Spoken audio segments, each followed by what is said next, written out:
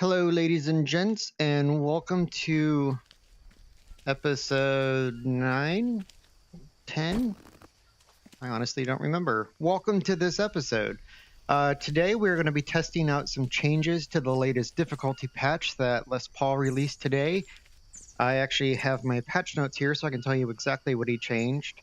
Dirty water now has a 50% chance of giving food poisoning, unsafe water a 25% chance. Sanity penalty for having worms, -5 sanity every 30 seconds per worm. Oh, shit. I am trying to read, you insensitive fuck. Let's see. Peccary, Cappy, and Tapir hear you from a further distance, so you'll spook them a lot sooner than you did before. And enemy AI spawn will now sense you from further away. So they will be able to actually see you and hear you from a greater distance, making it harder to actually sneak up on them. We fixed the bug with the storage chest, so that actually now works correctly. You can spawn in at any place in the game, and your items will not fall to the ground and disappear like they were before. Oh no! And You gotta be kidding me! There was another bug fix that is not on my screen, and I forgot what it was.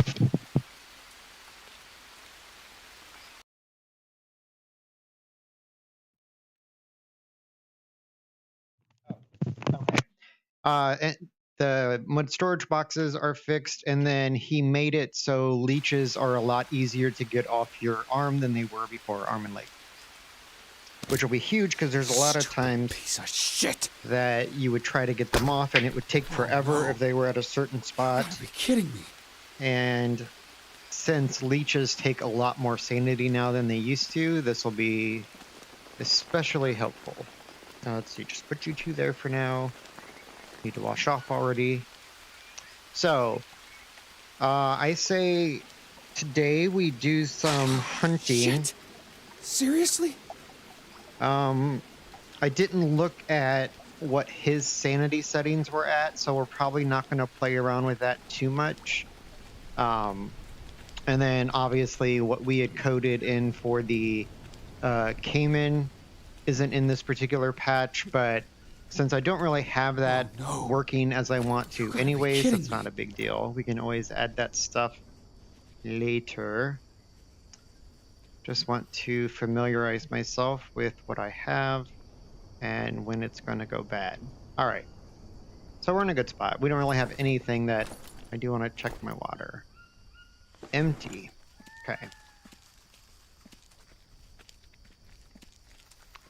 Best part of having these water filters is being able to fill up your Biden. Let's see. Random bow. Do I need a random bow in my arsenal? I do not. Okay. Go away. Oh. Wasn't I going to build something here? Or was that where I was trying to decide where to put the chest? That was probably the chest. Okay. Let's see. I have no idea if it's early or late.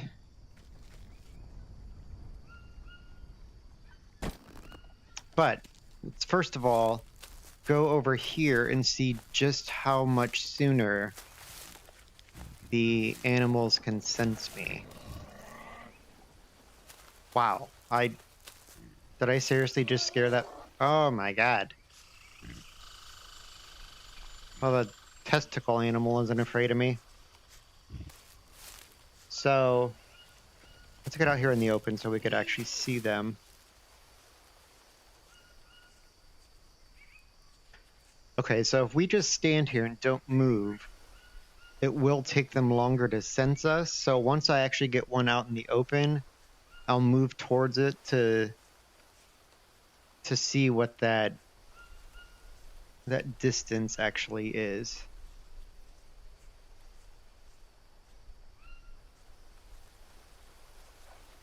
Jesus. Okay, it does appear to be getting dark.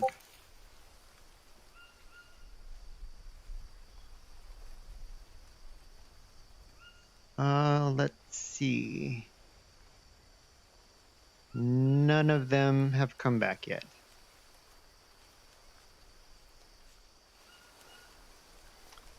So I wonder if he figured out... Oh, is that a Brazil nut all the way down there? I wonder if he figured out a way for them to sense even when you're not moving. Of course, the cheap workaround of that is to just use the killer trap, and then it doesn't... You never really have to get that close to him, but that defeats the purpose of what we're trying to do. But this guy, he doesn't give a fuck. It's like, oh, there's a human. I'm so afraid. Okay. So the tricky thing about the animals is, like, for here, I can't even get over that hill to get line of sight before they took off. So that is a crazy escalation of what that distance was before. So we will play around with that and see what our options are. Or at least what the... Go in your hole. Get an idea of what's the best way to approach it. I don't... Okay, I lucked out that I don't need meat right away.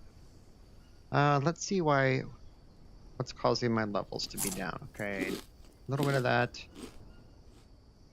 Okay, still going up. I have a parasite now.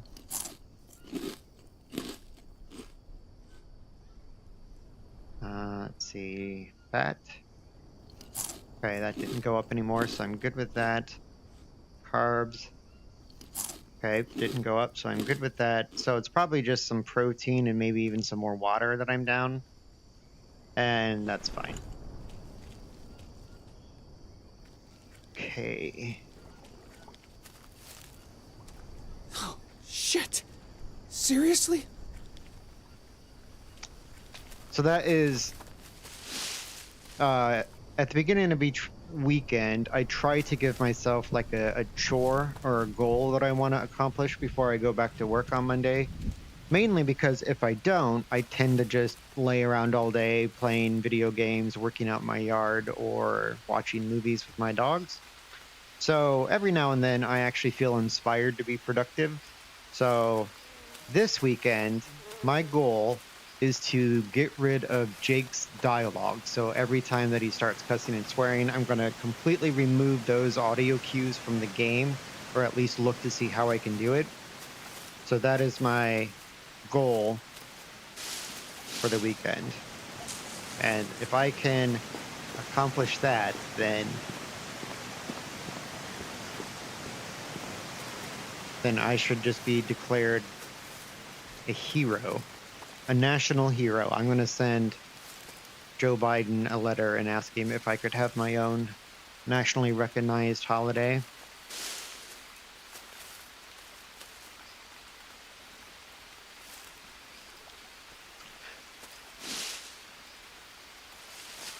I think that Les Paul and I should just keep fixing stuff. And then just turn it into like a competition, like who can fix the game sooner, Les Paul and I or the developers? Because so far people on the Discord have figured stuff out quicker than the developers have, and that is concerning, I guess, but it does go to show what kind of passion and enthusiasm you have from the community that actually plays the game. So that's good news for the developers, that instead of just like walking away from the game or saying it's crap and getting pissed because so many things are still broke or content isn't in the game that we want to see, instead of us just like, yeah, bailing, we're actually like sticking around and trying to make the game better, which you would think that they would be appreciative of, but there is like zero interaction between the developers and the community. Okay, I do see the pigs down there. So let's see. Wow. That's crazy. Let's see if I sneaky sneak how much closer I can get.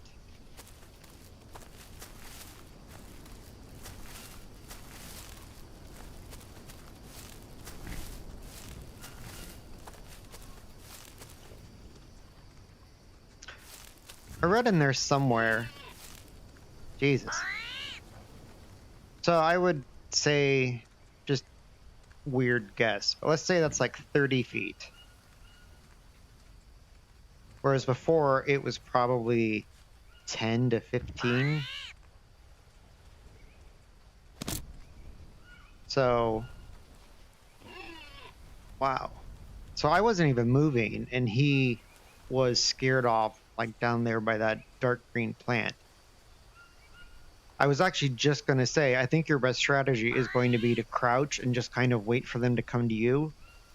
But yeah, he saw me even crouched and not moving at all. He saw me really early. So you're either going to have to get really good at shooting distances, whether it be with a spear or a bow, or you're going to have to rely entirely on traps to get them. I think if you can get in a position where you have a good vantage point, like if you were higher than them looking down, I think it would help out quite a bit. But that is definitely going to be more challenging. But that is an area where, like, the airfield would actually work out well in your favor, because that's such a wide open flat area, and there are 3 packies that basically patrol the airfield. So for them, you would have good line of sight and visibility for Jesus. You'll have good line of sight and visibility to see them. But even in this area, which you would think is like kind of wide open, I can barely get over the hill before they notice that I'm there. So that is definitely going to make that trickier.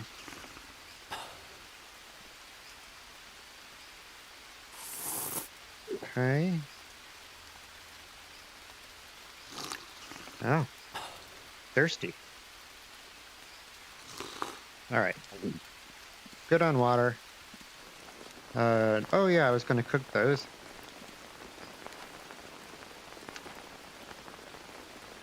Fire. Oh god. Focus. There we go.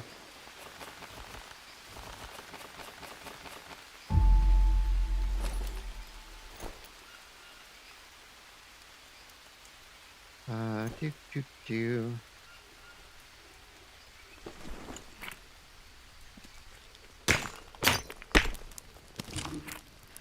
Oh, I'm so happy today is Friday. This is worst part about taking time off of work. Wait, I don't want to do that. I need to eat what I already have so it doesn't spoil on me. Yeah, that only has 2 hours left. Okay. Get some fat.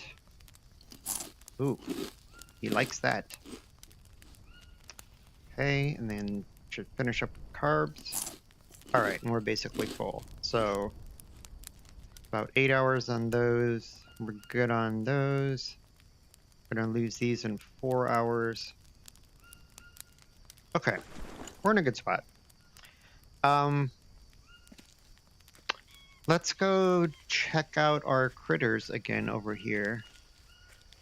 So I wonder if he also applied the distance modification of the mobs to caimans and cats. So basically the predators as well. Because if they could sense you from further, Jesus. If they could also sense you from further away, that'll drastically increase the chances you have of getting attacked by a cat. So basically, if they're spawned anywhere in the area, they're going to find you a lot easier than they did before.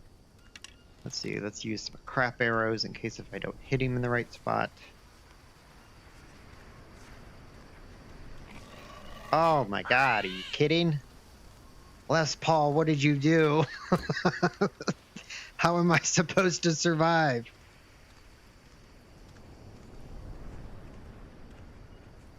Yeah, he tells me that I can get close enough to shoot him with an arrow or a spear, but he has a lot of faith in my arrow shooting capabilities, I suppose, because that is like the.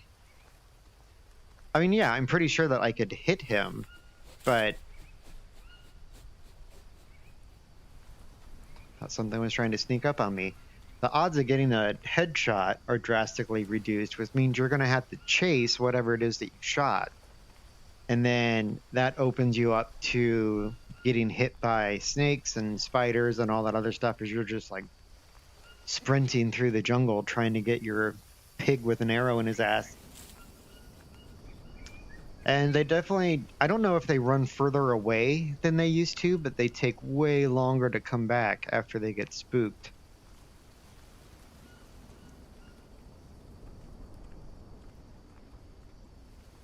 Huh. But I like it though.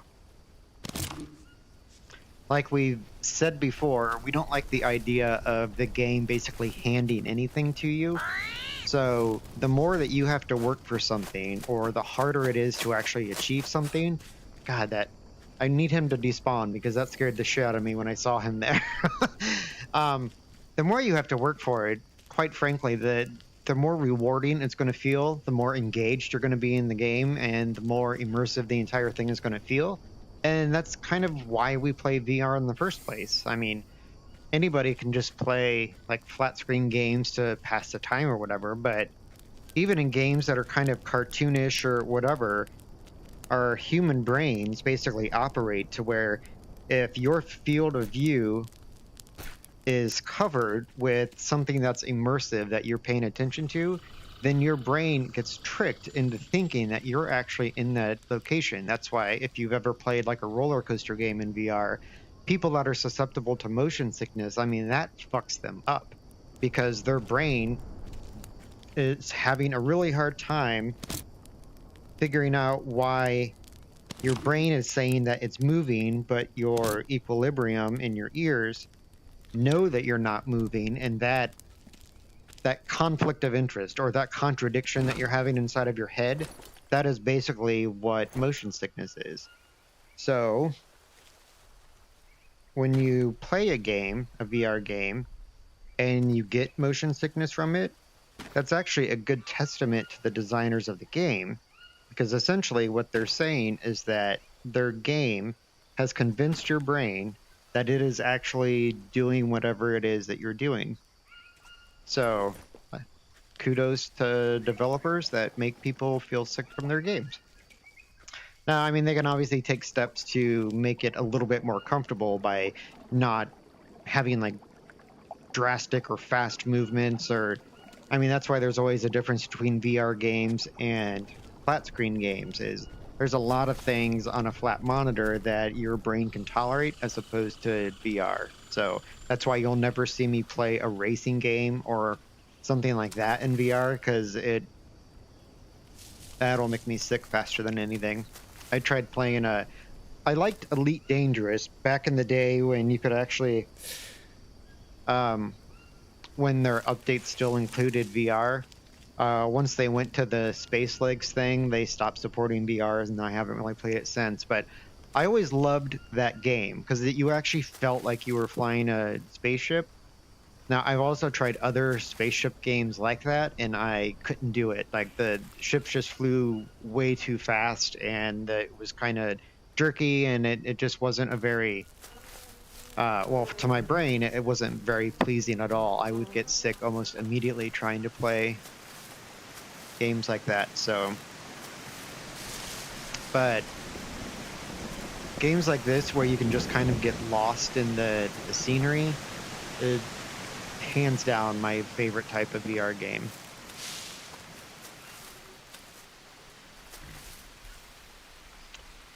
So I mainly just wandered up here looking for people.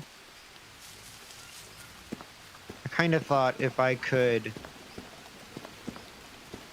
I want to gauge what the distance is for natives. Oh god. Did I know that there was a cave here?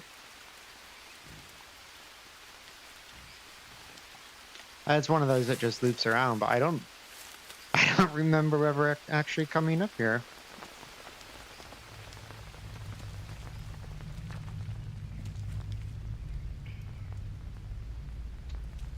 I mean, I'm just assuming that there's a scorpion in here.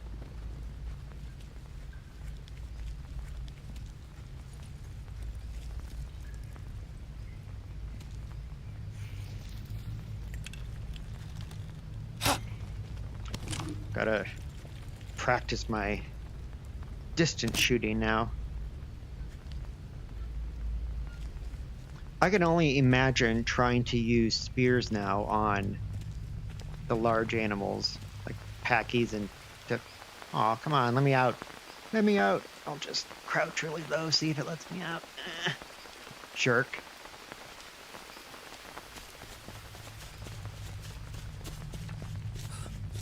Alright, so it was a useless cave. But, hey, there's a cave up here.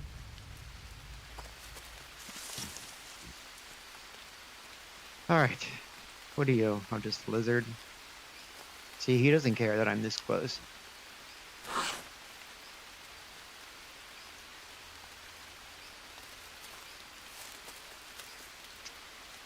Alright. I'm not sure where the spawns are at for... Oh, we got people. Oh, you've got to be shitting me. Les, what did you do? What did you do?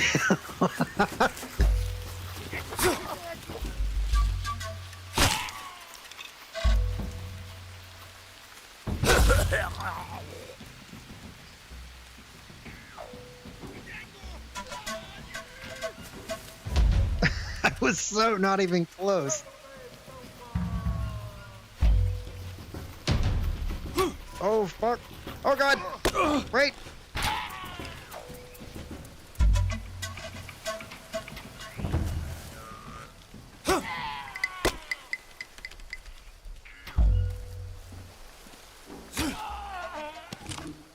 Okay. Jesus. This is like the anti-creeper patch. Like you can no longer stand like 40 feet away and just spy on people. It's the anti-creeper patch. I mean,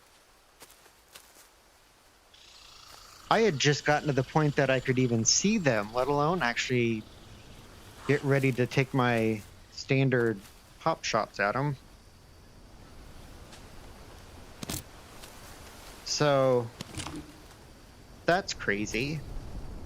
I don't really need any more knives and shit, boys. Some of you need to start carrying axes. That would be beneficial if you want to be generous. I mean, I am kind of the guest here in this jungle, and you guys have been nothing but dicks. So the least you could do is give me an axe. You guys probably shot those clean off the cliff, didn't you? Let's see. Or are you in here by chance? We'd really like some arrows.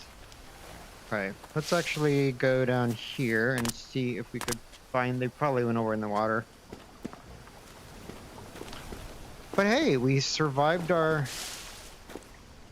first encounter with natives that now have a sixth sense of tracking humanoids from 60 feet away.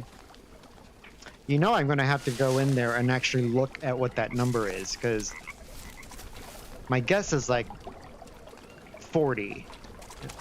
Just a blind guess. I have no idea. But my perception says, yeah, that's probably 40 feet. Come on, give me some arrows.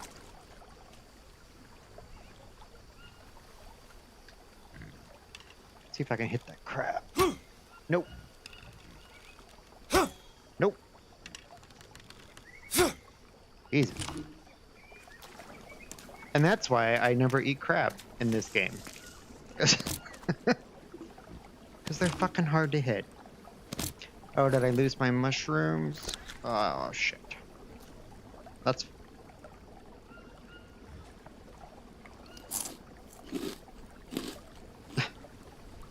Holy crap. So... That is really interesting. So, regardless, the degree of shock in my voice. So, yes, it seems extreme. And it is definitely going to take a bit to get used to that. However, I like it. Because essentially what we've been doing is we've been progressively making the game harder. And what I've noticed is as we keep doing that, we still keep normalizing the amount of danger that we're in when we play the game. Like when I first started playing the modded version, the very first group that I went against that had 5 people in it, they raped my face sideways twice. So, I mean, it took me like 4 tries to get that group down the first time I ran into that spawn.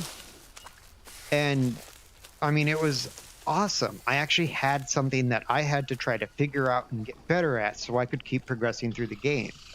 And like that group there, normally I would have probably stood like 20 feet away back in the weeds and just like took shots at them, picking them off one at a time until I missed and they aggroed me.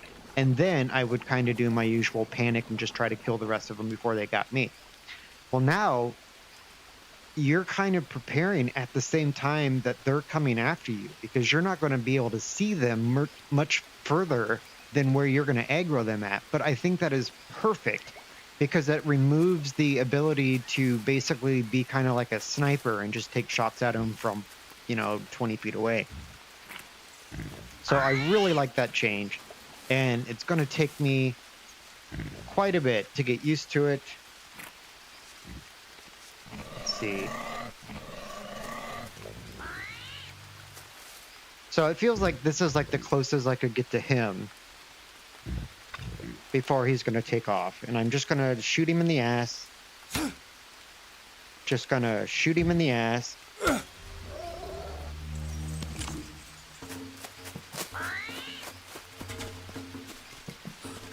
I don't know where that arrow went, but I'll find it later. Oh my god. How do you not step on shit in here? This is horrifying. How did...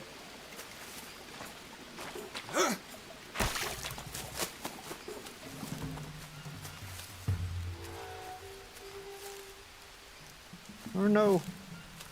Stay with me, blood. Oh no.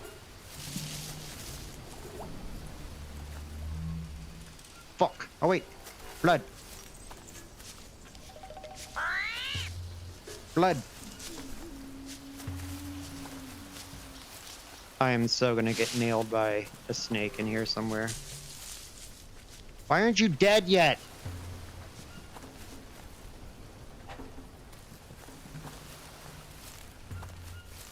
Yay! I did shoot him in the ass. Sorry.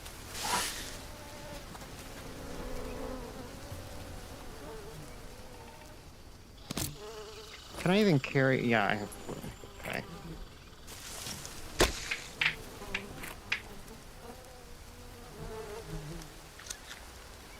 All right, so.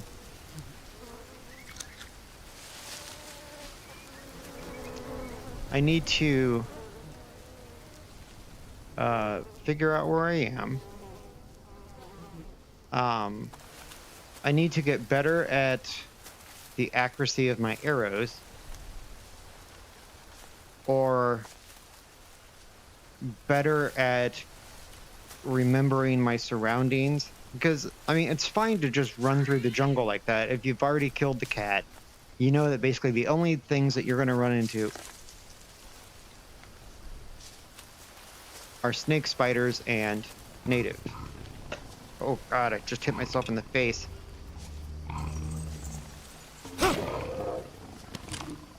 And so...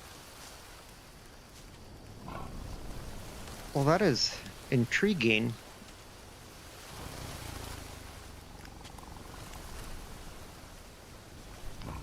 I didn't realize that, well, for one, that Packies could swim. But I didn't know that there was a cat spawn over here. Because I'm on the other side of the river.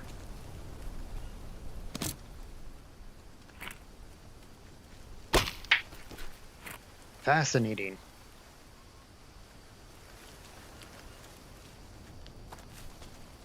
Jesus, how far did I run?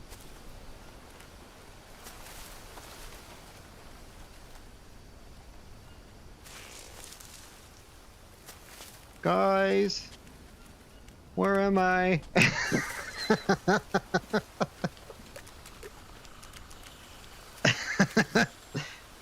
Well, the important thing is I found the pig. The downside is that he got me lost.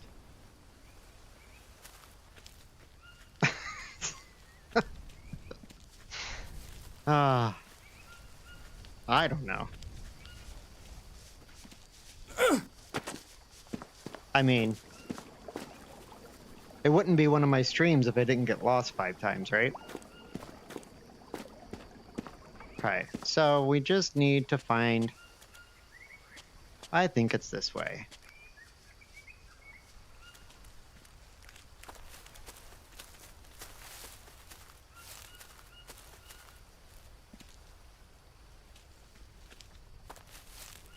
Just looking for something that looks familiar.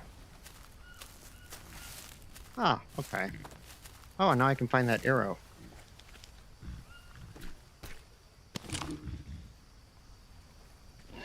Jeez, so easy to get turned around in here. Alright.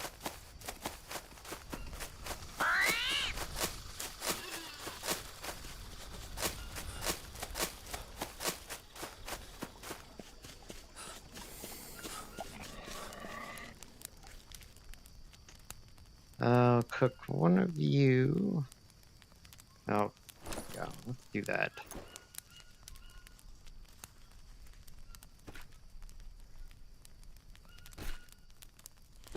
Dry one.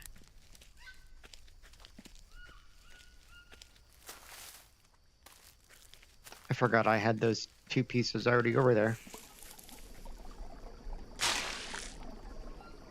Okay. Patch 1.6, so far so good.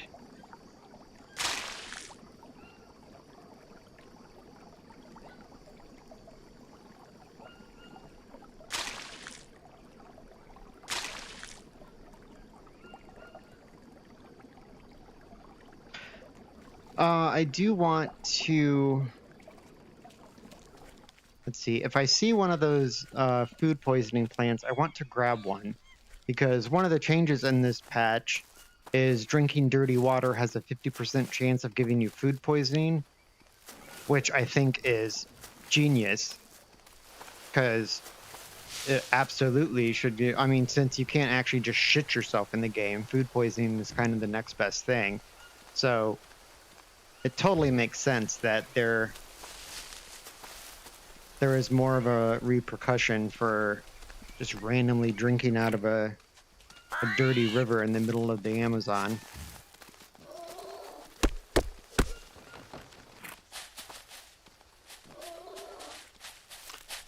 Food for thought on that. While looking through the code, Les Paul and I actually noticed that there is code that exists in the game for diarrhea, but it's never actually been implemented. But can you imagine if it had? Like, just picture that mechanic in work. Like, it's like instead of food poisoning, you just shit yourself, and then obviously that would probably be like a 5 debuffs of being dirty. Maybe you throw up at the same time. I don't know. that point you're just kind of leaking from both ends, I imagine. But it's just such a fun thing to see that was in the code that they never actually implemented. Let's see. Nope. Nope. Wants to grab everything except for what I'm actually pointing at.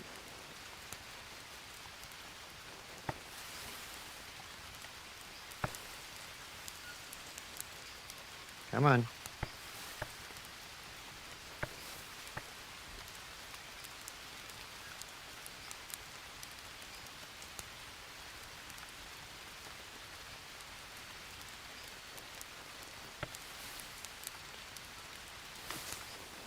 Let's see, and then we'll cook you.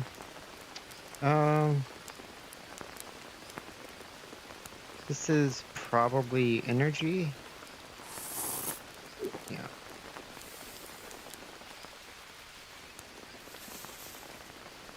Let's do another meat soup.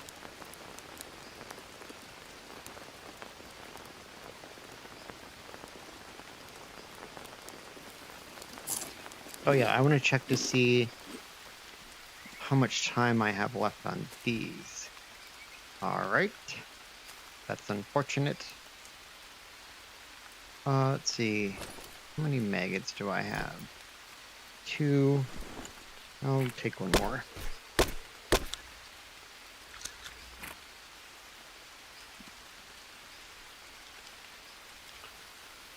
Let's see.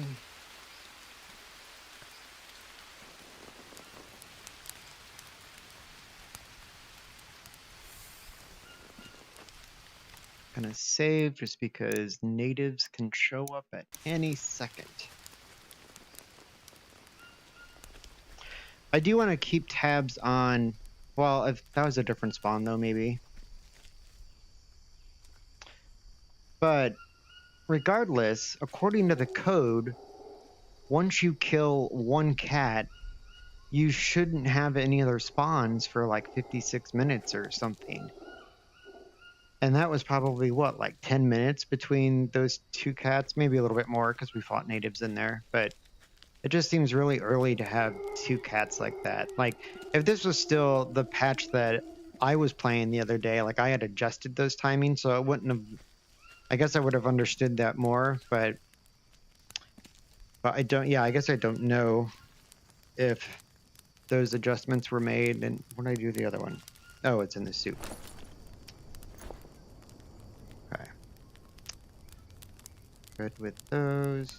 And those. Okay.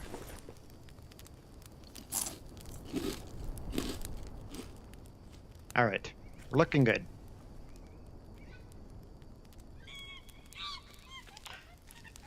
It probably is a good idea to use killer traps. I mean, it's one of those things where you're still going to want to hunt because it's just fun. But it is always nice to have that insurance that if you try to kill a pig and they keep like sneaking away, or you keep losing them after you shoot them, I mean, at least you're not going to die because you could always just go back to your trap and harvest what you have there. Ooh, green fruit.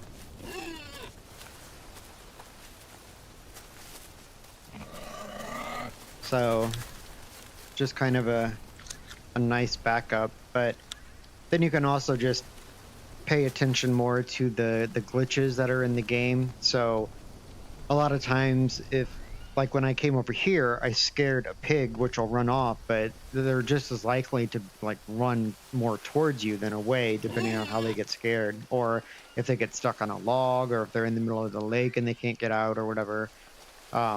Those are all opportunities now that you could actually take advantage of, which isn't cheating. You're just dealing with what the game has served you. What was that? That was a weird sound.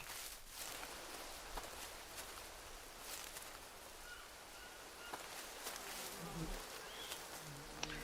I will say that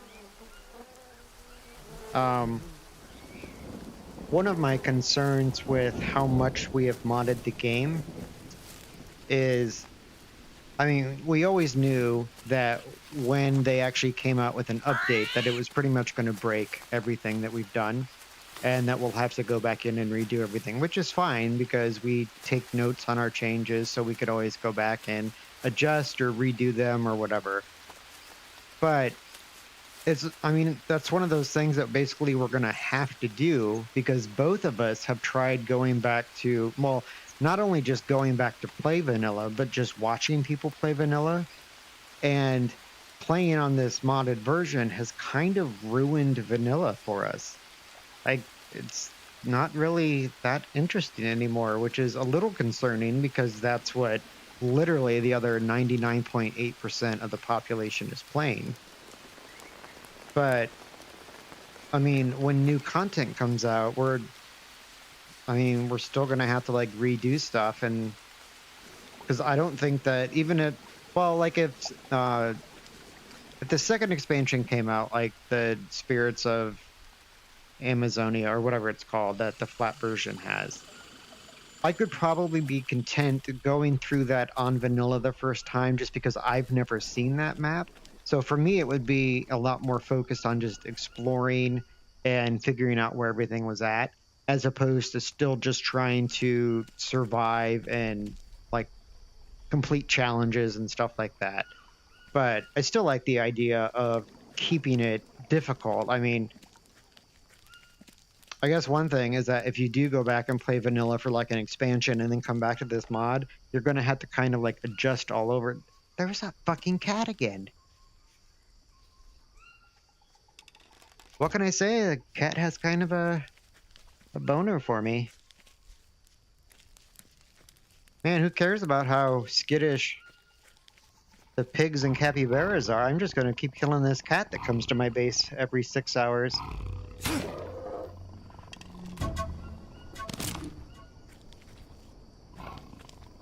Aw, so happy. Look at him. Aw. I mean, it is kind of adorable. If just don't pay attention to the arrow in his head and just see he's just such a happy kitty. He's just happy to be here. And oh.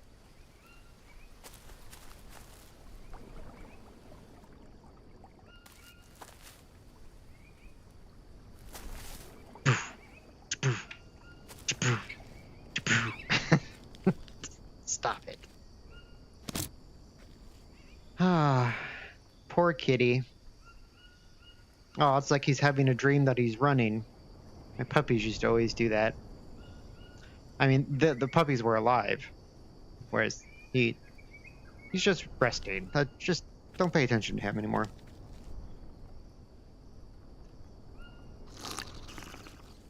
I need to go back and watch this afterwards and actually like time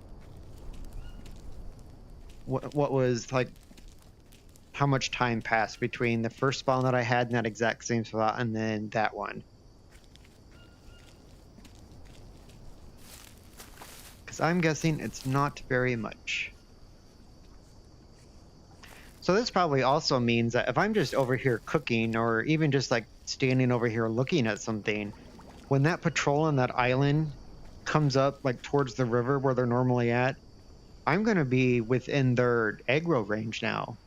Like before, I could just stand here and stare at them and they would just keep going, but they're definitely going to sense me from here now. Which is awesome. That makes this island even more of a hotspot than it even was before. Which is very cool. I'm all for... Alright. It's probably close to midnight.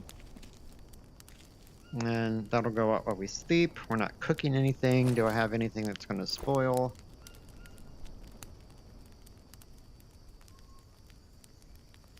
No, we're good.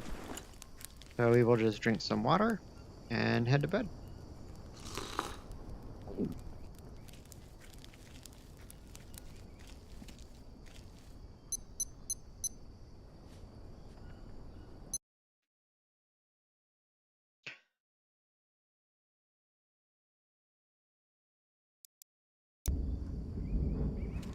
Alright. Let's move our charcoal over again.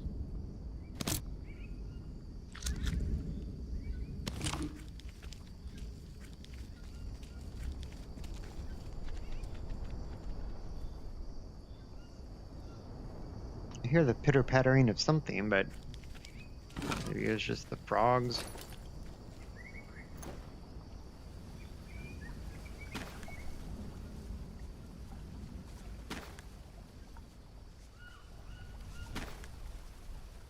And campfire ash. You go over there.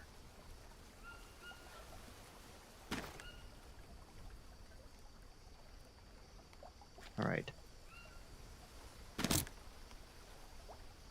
Seems like I spend so much time moving these arrows around my bag.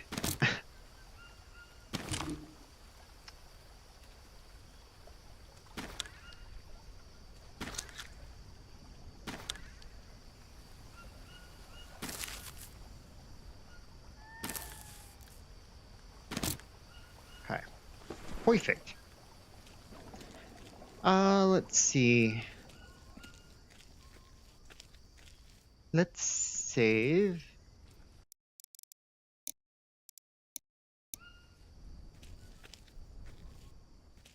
Da, da, da, da, da, da, da. Okay. Let's get all our levels up.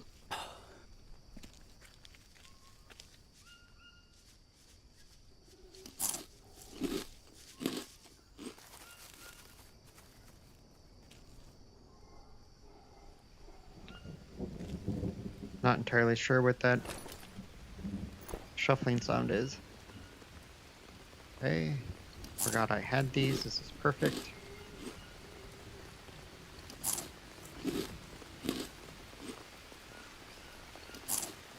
Okay, I'm full on carbs. Boom. 100%. Okay, so let's gonna take one of these with me. Let's just go through our rotation of bases. Because I do want to keep moving around. Oh my god, shut up, Jake. Seriously? I hate your face. All you do is whine, whine, whine. You're like a child that just stepped on a Lego. Which, I mean... Oh no. Legos fucking suck when it comes to stepping on it. I love Legos. Like I'm a middle-aged man and I still have all of my Legos from when I was a kid. Legos are awesome.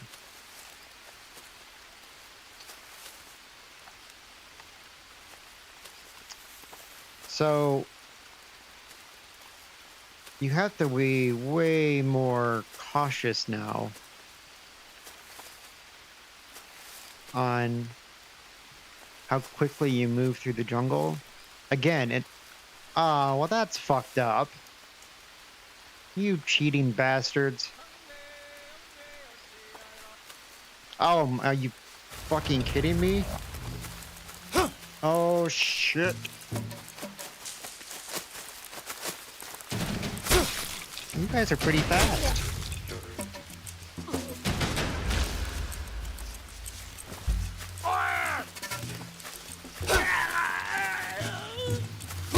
Oh no! Oh no! Oh no! Fuck! Ran into a dusk or something.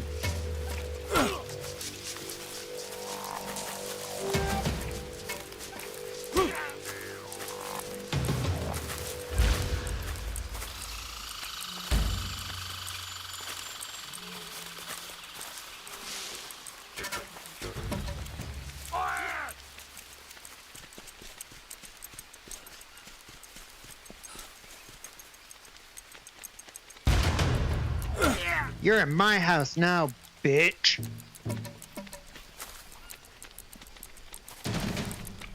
Oh god.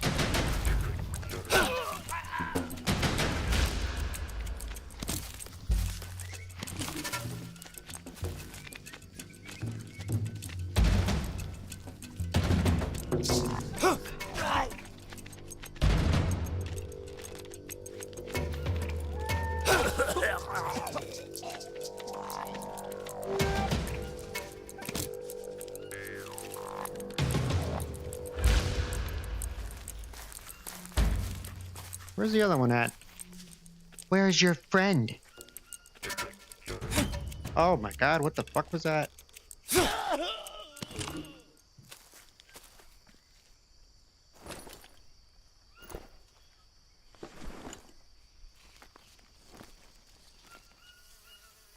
Alright. God only knows how many arrows I'm going to lose on that adventure. I should probably double check that they're dead. Should also make sure I'm scooting all the way across my room.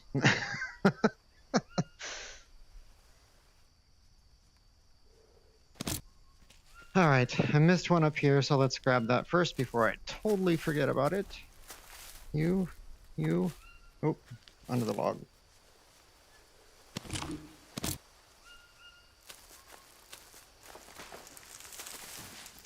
Thank you for catching my arrow with your face.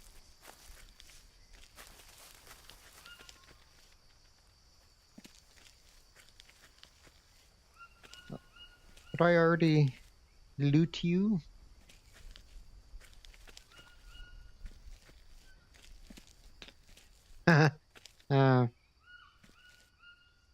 Sorry, sir. Didn't mean to shoot you in the ass. Yeah, I did.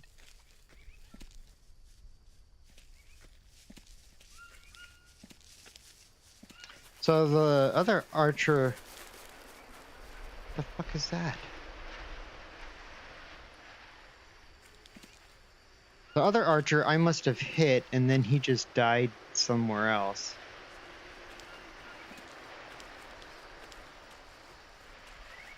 Now, I don't think I missed any shots up here. So I should be able to recover all of these, but I really expect that I'm going to lose at least one arrow out of that. And I don't remember any of them actually shooting at me. But then again, I was running backwards for most of it.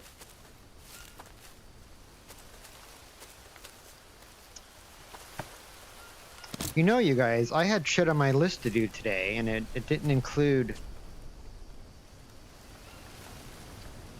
you. Oh.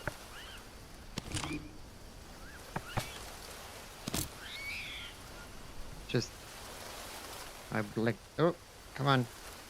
I don't want to harvest you because you'll get me all dirty.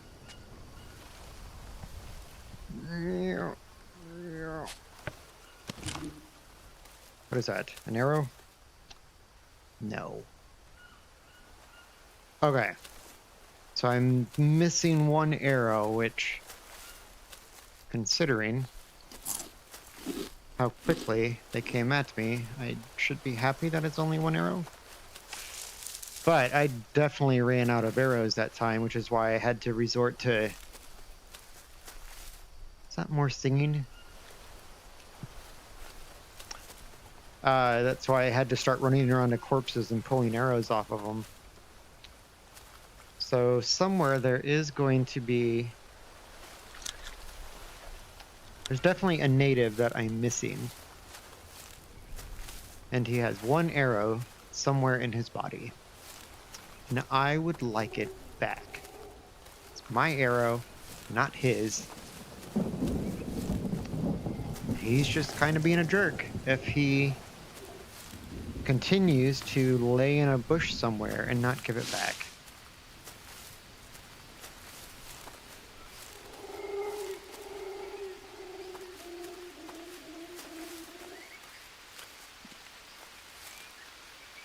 Hello, dead native.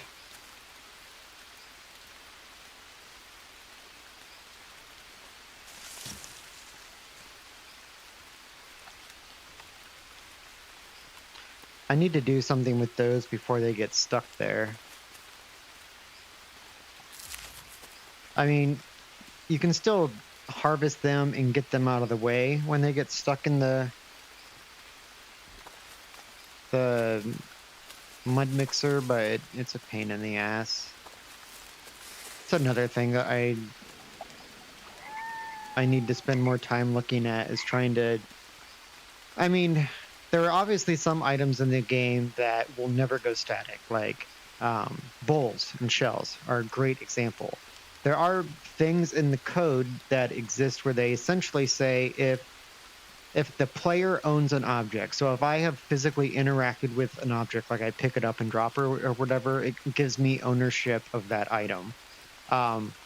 So if I own an item and I drop it on the ground and its health reaches 0, so basically its durability.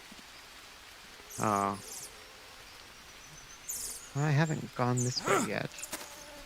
Ooh, this is the food poisoning plant.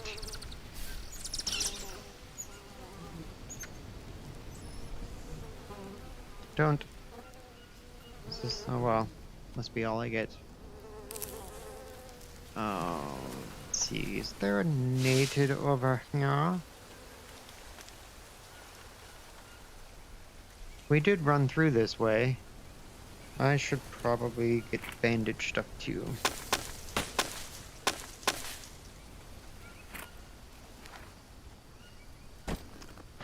Alright, so we could still run to the fishing village after this. Just want to get resorted. Okay, you.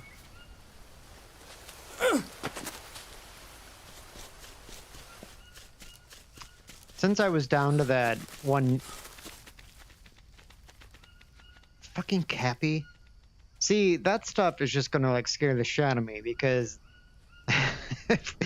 every time I get close to these things, they're gonna take off running, and all I'm gonna hear is footsteps running, and it's gonna make me think that there's like a native like flying through my camp right at me. And that is gonna scare the shit out of me. All the time. Alright, so put that there. What's... well, aw.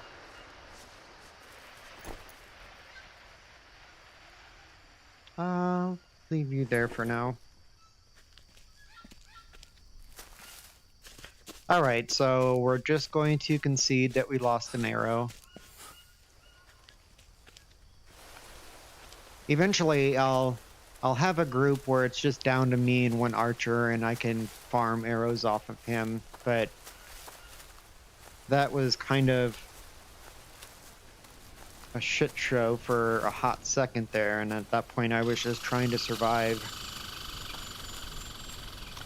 I need environments that are way more controlled than that before I start farming anything from it. Okay, so this trip is always exciting. Although I do think I am better at getting to the fishing village from here than I am getting to here from the fishing village. But either way, I can just as easily get lost going in either direction. So whatever your expectations are, lower them a little bit, and I will do everything I can to trip over the low bar that you have set for me. Coconut. Okay. Hello, snake.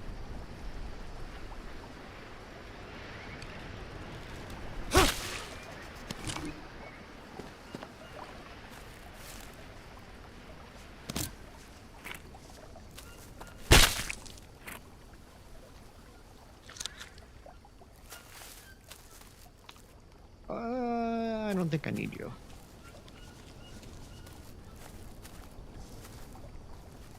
It's crazy.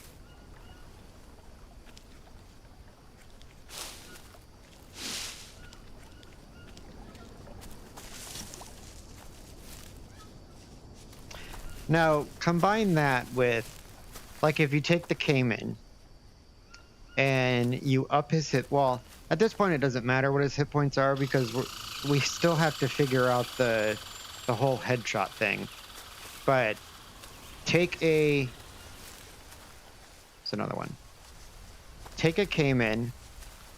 The last time that we played on my patch, the Cayman could walk and run twice as fast as they could before. So they were now as fast as a human was when they were walking. Take a Cayman, drastically increase his aggro range, and then speed him up even more. So he's now running at like 3 times his normal speed. That would make Cayman encounters way more interesting. Do I need sticks? I do need sticks. There's one.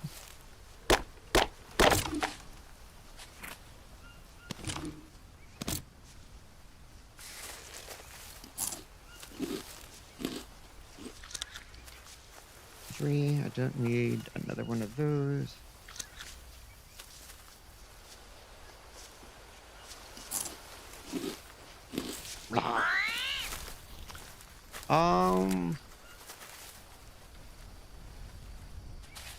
What the hell? Just a random stick flies out of a tree at me. The downside of walking around the trees like that to get mushrooms and Brazil nuts is you kind of lose the direction that you were walking in. Alright. It's alright. I know where I'm at.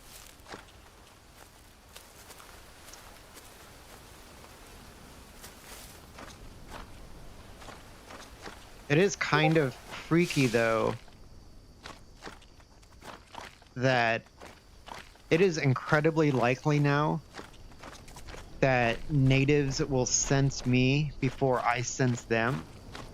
Now, with that other group that I saw, I could just barely start to hear them singing as I saw them, and as soon as I took one step closer is when I actually aggroed them. So you do get that very small warning, I guess, to like you're going to hear them sing. But if you're still walking in that same direction, by the time you actually process that and figure out that what you're hearing is a native, they're already going to be on their way to get you. And I mean, I think that works great because they're going to be way more attuned to the environment than what you are. So it makes sense that they're going to know that you're close way more so than you noticing them. So I think all of that makes sense. I like it. As we keep playing through this mod, I keep seeing things that like how I adjust my gameplay based off of how we're actually changing the game. And I like the idea that once I kind of find Stupid piece of shit. a way to adjust to a particular mechanic, like generally my remedy against like a group of 6 natives is to try to like pick off 1 or 2 of them before the entire group aggroes. And then at that point I'm trying to make headshots, but if nothing else, the goal is to hit them and then just stay away from them. They're never going to bandage themselves. I don't even remember why I came here. I think it was just to keep moving. They're never going to bandage. So if you hit them, they are going to bleed out. And so the goal of fighting natives is just you need to live longer than they do. These are still not static. That's amazing.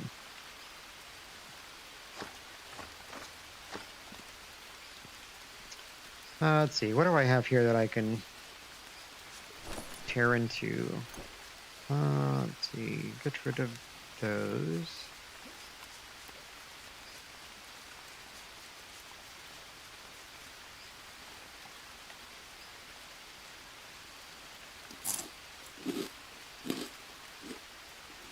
I do have those to make.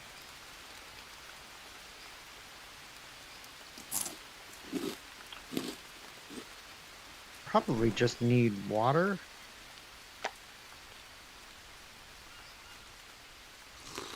Yeah.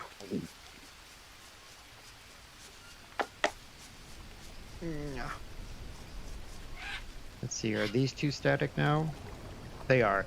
Okay, perfect. So, if you run into the situation where your mud mixer has bricks that are static, all you have to do is harvest the bricks. and it'll turn them into the molds. And then you can just get rid of them. You can either use them, or now you're actually able to like just toss them somewhere. Also, let's say that you actually put like an iron ingot. Is that what it's called? A piece of iron, and like you turn this into an actual mold that you haven't baked yet, and you have that sitting somewhere. That too can become static. But if it does, all you have to do is harvest that, and then it will give you a regular mold just like this again. It'll give you your piece of, and yeah, and it'll give you your piece of iron back. So if you make one of these but don't have time to bake it, or if you don't want to like start your furnace back up or forge, just leave them laying around, and then even after they go static, you can still get all of your materials back from them. So that is handy. I don't actually need these for anything though. I don't even actually need the mud mixer, but yeah, I'll just leave it there. But anyways, so there's a teachable moment where I can show you that a lot of things in the game, when they do become static, it's a pain in the ass, but anything that can be harvested, you can, uh, like once you change its state, then it becomes active again. So that is a good way to get around that particular bug. Is my chest still working over here? It is. I'm going to take that because I keep losing arrows.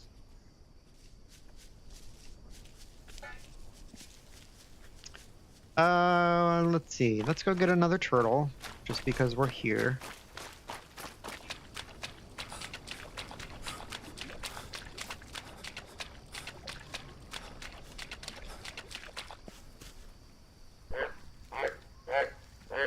Oh, I don't see him.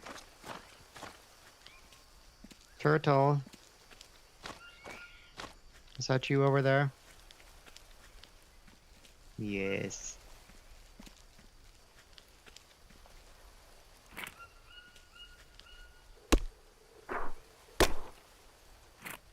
I'm so sorry.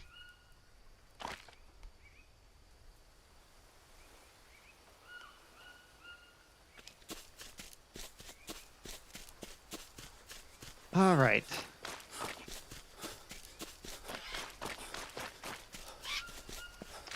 Let's go back. Go make a fire and cook some stuff. See if we can get some visitors.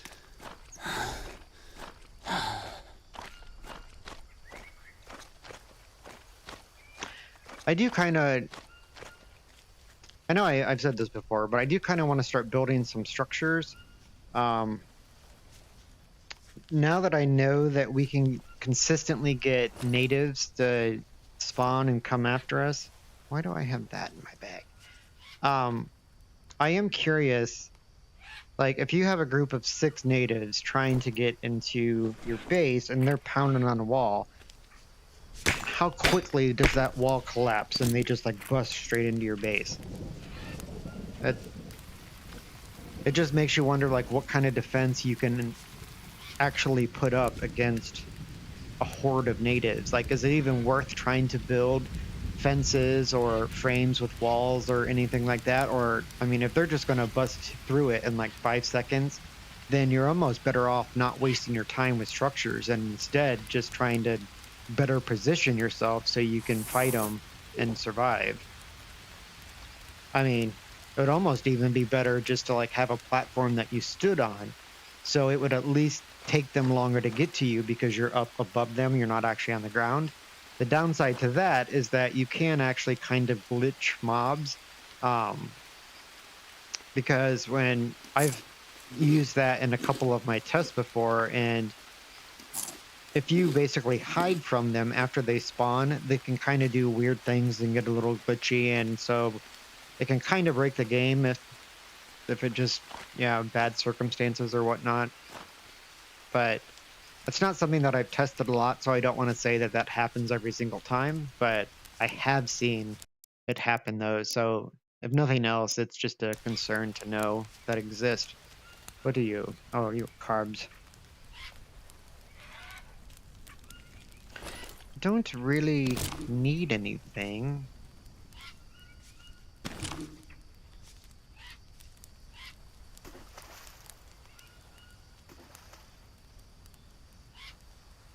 Let's see. Oh, I do have these snake nuggets that I can cook. Let's organize a bit.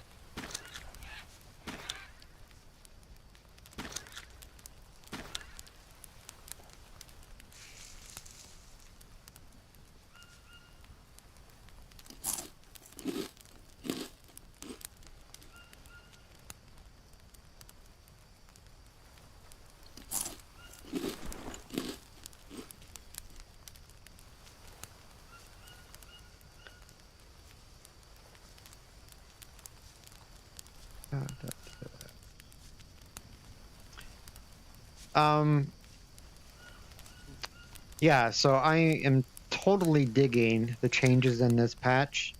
I do really like the idea of natives having a better ability to find you. It totally makes sense that you could just be coming up over a hill and they're already like running at you because they were on the other side. I do really like that mechanic. I also like it's going to take some getting used to, mind you, but I do like the making the game more sensitive to like where you're at. Like in a normal like jungle scenario or whatever, you put a stinky, sweaty human in the jungle. If you're downwind or if they're downwind of you in the least bit, they're going to be gone before you even get close to them. So, I mean, that's another change that does make a lot of sense. Just seeing it for the first time, though, obviously there's a bit of a shock to it. Like, holy fuck, how am I ever going to eat again? But yeah, just have to adjust, and if it's like anything else that we've done, in a week from now we're going to be like, oh my god, can you ever believe that we hunted for stuff that was like that close? I mean, Jesus, talk about noobs, blah blah blah. Like we just we keep normalizing all of the crazy things that we keep adding, so I have no doubt that we'll adjust to it and it'll be just fine. But it's always funny the first time that you're actually exposed to it, you're like, what the fuck? So it's good. Now we just need to find a way to like combine our patches, so when we're both working on stuff at the same time, that it's easier to actually implement each other's changes in our own. Because basically what it is right now is that we're mainly working with two different files, and those files are local on your machine. So when you're changing the code in them, you're only doing it to your local copy. It's not something that's like saved in the cloud that multiple people have access to at the same time. So when Les Paul is making changes to his files and I'm making changes to mine, those are independent of each other.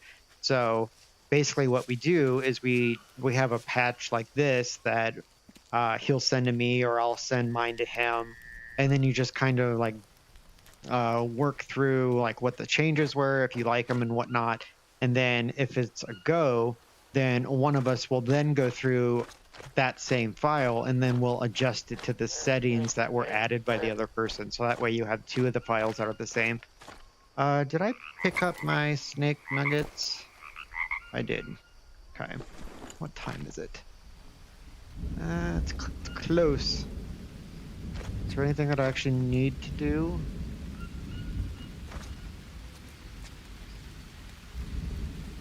Like for this one, I'm not that worried about like the changes that I've made to the Cayman, because those changes are only interesting if you don't hit him in the head. Until I find the mechanic to disable the headshots, or ultimate hit as the game calls it, the damage changes and the speed of the Cayman really doesn't matter that much. So that's fine. I do want to put my sanity settings in there. So when you go insane, like once you get down to 20% for your sanity, you're going to get mobs of 3 to 5 natives every 10 to 30 seconds. And the testing that I was doing with that the other day, it seemed like a really good amount. It was like, it just seemed like it was constant, but you had just enough break in between waves to bandage yourself or to uh, eat a steak or something to get more energy or something like that. It was just a really good balance. So I don't know um, what the sanity settings are in this particular patch. I can always go and look at them, but um, sanity is a little flaky. Is it's just I don't know the way that the code is set up. It's just kind of weird. It's really easy for it to do weird things. Um, so it's not always as straightforward as we would like when it comes to adjusting that, um, but it's not difficult either. Just quirky. Yeah, we'll call it quirky. All right. Jesus, he was in the mood for some meat, that's for sure. All right, and just like that, we are full. Oh, let's see. 10 hours, 7 hours. Okay, we're good. Let's save. Just pretend you're writing a thesis for college. You know, just save literally every single opportunity you get. And okay. We'll store our... Oh, it's like, what is that? A stingray? Stinger? Hopefully, I don't end up with any worms, and I will never have to use that.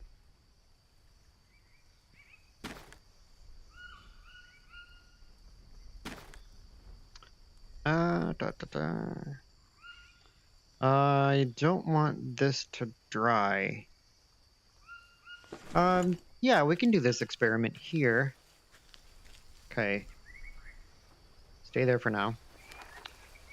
We will make a fire. I'm actually not sure if I have enough sticks for this. Oh, I do. Okay. So we're just gonna light this long enough to make this soup.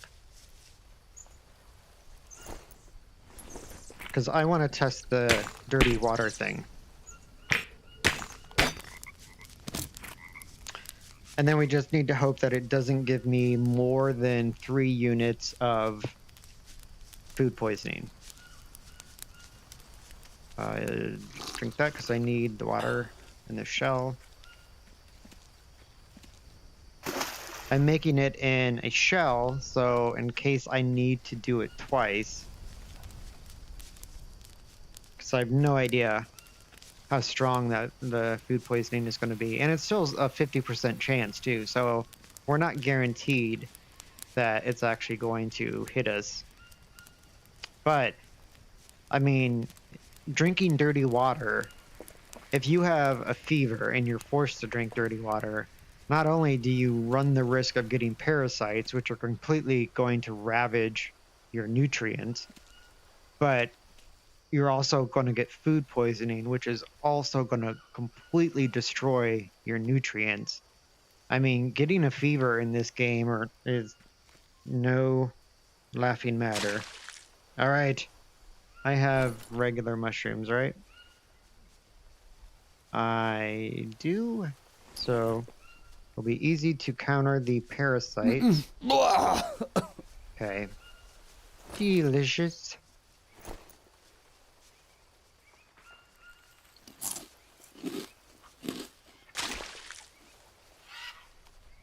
No, bad idea. It's like, why are you doing this to me? Why do you hate me?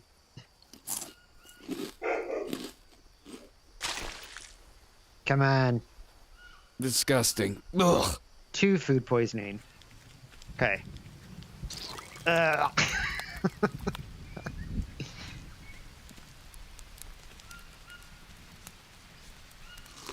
Okay. Wow. Good thing. He drank it all. Oh, because I just threw up, so... Yeah, I should have actually drank... Well, if it would have been more than 3 food poisoning, I should have drank water first to get full. That way I didn't have to waste all of the soup. Jesus. But... Alright. Good stuff. So, let's get all of our levels back up. since we had to purge. Oh, Jesus. Let's go ahead and eat that. So I like that. It is very logical that it would work that way. Or wait. Actually, what do I have laying around? Bone, mushroom, meat. Yeah, we'll just do this. Okay. And I'm done with the fire, so we put... Nope. Okay.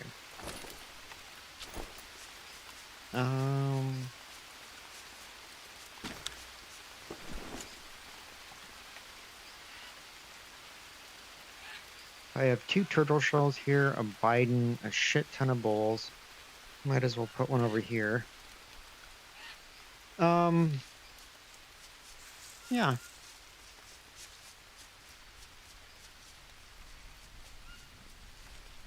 Another thing that I want to do at some point, I've never tried it, but I've heard people talk about it, where you can put soup in your Bidens. Which, I mean, it seems like something that would be realistic. Like, if I was in a jungle and I found out that there was a soup that I could drink that, like, cured having a fever, you can be assured that I would do everything I could to find a way to get that into a Biden, which makes sense. However, I do understand that it is a bug and an exploit and that you shouldn't do it, but at some point I want to do it just to actually see it, because that seems super OP. You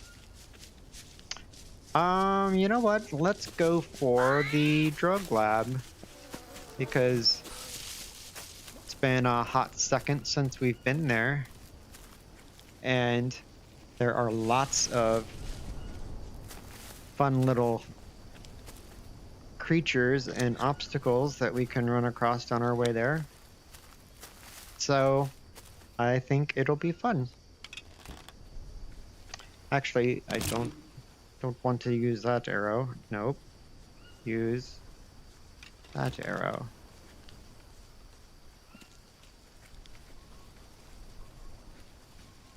Kitty, kitty.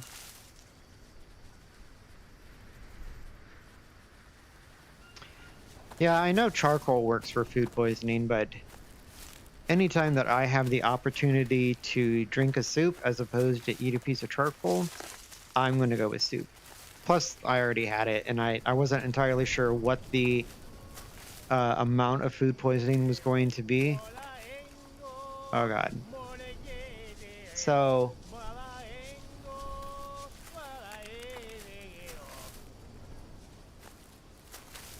So I can hear singing, but I cannot see them.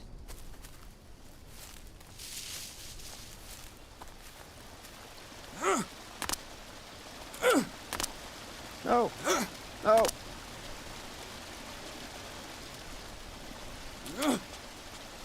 Fucker!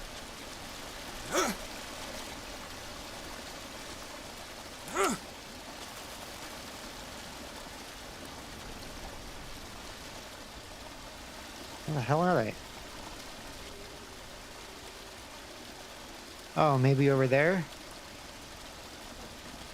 I mean, probably, because it sounded like they were coming over there, so of course it would be that group. So, if that's the case, I can come over here by this tree.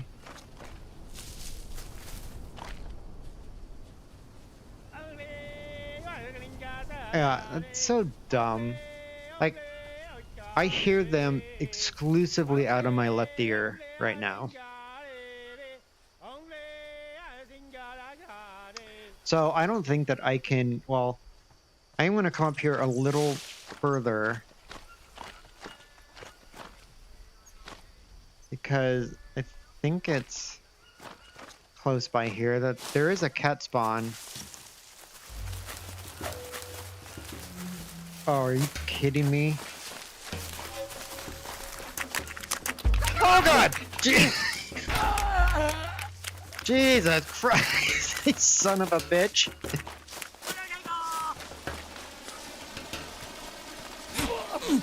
Oh. Who shot me? Fuck.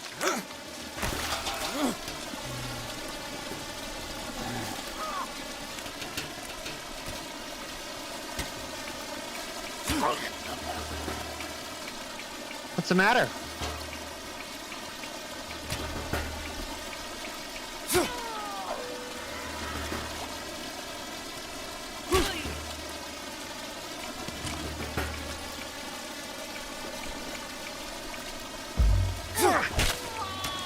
Oh.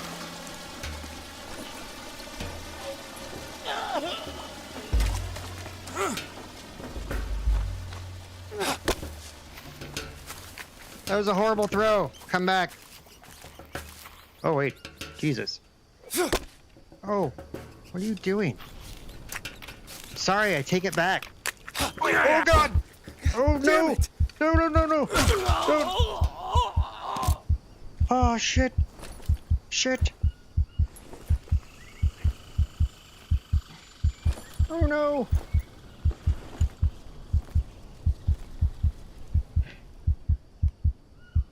Oh, God, get off me.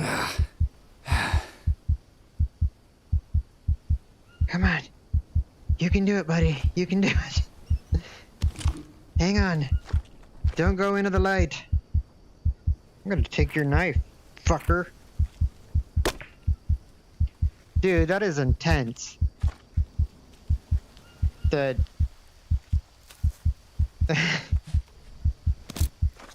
was really bad timing that I aggroed them from the other side of that tree. Because then they were all running at me and all. I wasn't sure if I scared a cappy or if I aggroed them. And then I actually heard them kind of like chanting, yelling, whatever. And I was like, oh, fuck, I need to move now. Crazy. But awesome.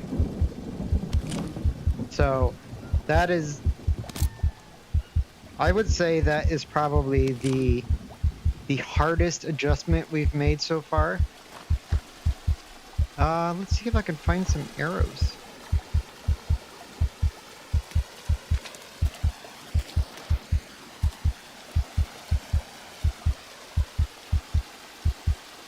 I do think that I'm going to survive because I'm not losing health anymore. But, oh, why hello, snake.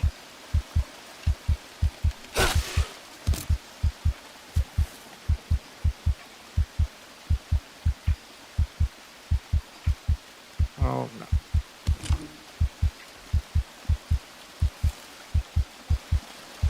Come on. Give me some arrows, please. I was so good. Oh, there's one.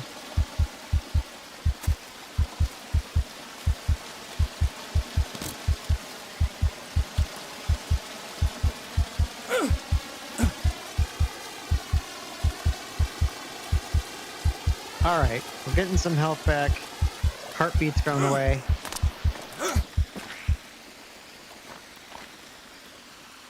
Good to go. Alright.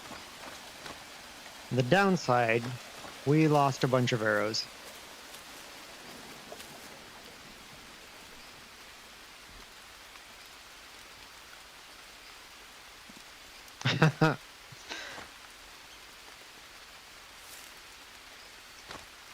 You don't like it when I use the island as a barrier so I can get caught up on stamina and life while they're distracted by moving water. I'm just using what the game has provided me.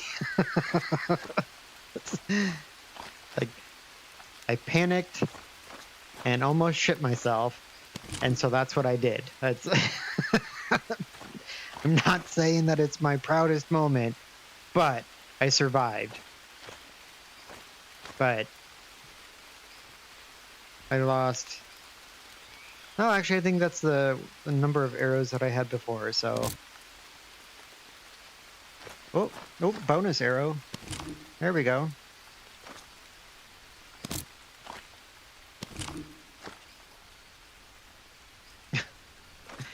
kind of like when you're trying to fight them and you can't get your weapon out fast enough, or you've run out of spears, so you just grab your axe and just start like air hacking away at anything that comes close to you. Yeah,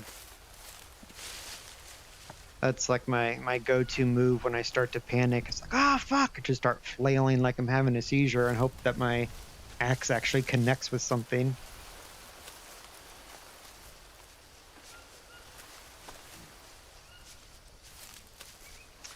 Okay, I do need to be careful because our health is still low, and getting attacked by a cat can fuck you up way more than getting attacked by natives. So that might be another thing less that we could look at, is the amount of damage over time for lacerations, cuts and bruises. Because like when you're fighting apparitions, like what you saw the other day, you could actually go quite a long time without having to bandage and not lose that much health from it. So when I'm fighting natives, I rarely ever stop to bandage myself until I'm actually done with the fight, because I mean, it still hurts when you get hit by them, but the damage over time is kind of negligible. So that's another thing that we could look at increasing. That would make that more challenging. Basically, it would take away another thing that I'm currently taking advantage of, because I know that I'm not going to lose a lot of health from it, so it doesn't like impact my gameplay that much. So that's another thing that we could do to force us to adapt and change.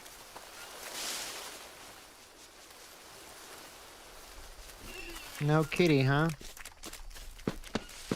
I always feel safe when I'm on these logs. I don't know if I actually am, but...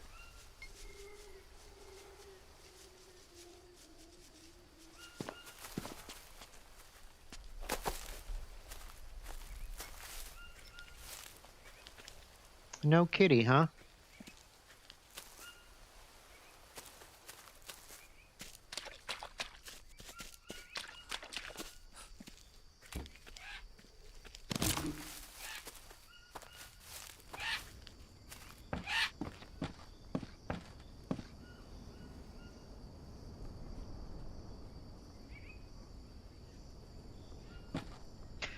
It would be really cool.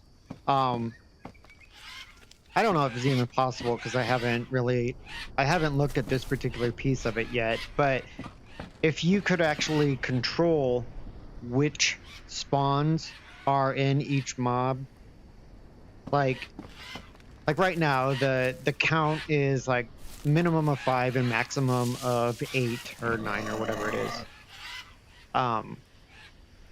If you could say, like, of every single group that you get, you're going to have 4 archers in that group, then you could actually raise the number of the other mob or the other spawns that are going to be in that mob. Because if you're fighting a group with like 4 archers, you only have to dodge, basically.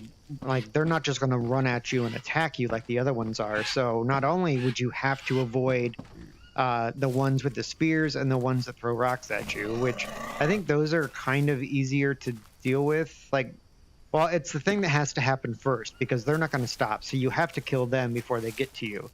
But if you just have like 4 archers that are running around like idiots and then just trying to take shots at you, you can still dodge that while trying to fight off the other 2 types of spawns. I think that's a way that if we get to the point that we're looking to increase the number in the groups, I think that's an adjustment we could make that would add a little bit more of a challenge to it without making it like impossible by just having like 15 spearmen running straight at your face to where you couldn't throw anything fast enough regardless. Hello, pig. Do I need you? Ah. Let's see. I don't think I need you.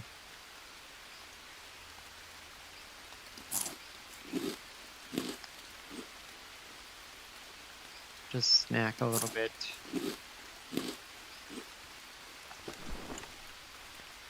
Hello, snake.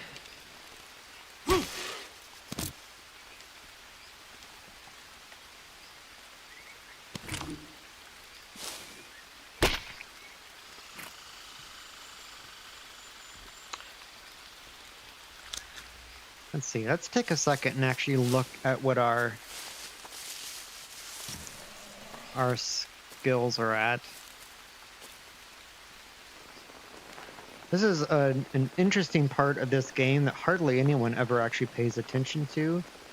So my axes are at 91 out of 100. It's kind of crazy. I know I use them a lot, but still. Blades are 60 out of 100. Spears, 7. Yeah, I really should use spears more. I really like the arrows. So this is bugged. This is supposed to go up whether you're using the fire plow or the flint, and it never goes up from 0. And none of my saves have ever moved, so I know that's broke. Crafting is 39, cooking 35. I know people that have like a 0 cooking even though they're in the game like 100 days. Archery 34, which is also surprising that that's not higher considering how much I use my bow. Fishing 0, that'll always be 0. Harvesting 27. So once you get to 40, you get double the resources that you get from each one. And my airfield save, I'm actually close to 80, so I'm curious if it's going to double again. Which almost might be like just too much. I mean, could you imagine killing a tapir and getting 15 steaks? I mean, you're never going to be able to carry all of it anyway, so what's the point? Let's see. Spearfishing, I think I've only ever thrown it like twice, so that totally makes sense. So, yeah. It's really interesting. I don't know if well, I know all of them don't work because the fire starting doesn't, but I don't know. It's interesting. It's a fun mechanic that I'm glad they have in the game, even though nobody probably pays attention to it. Okay, so we made it here. So we've made good progress today on actually moving around.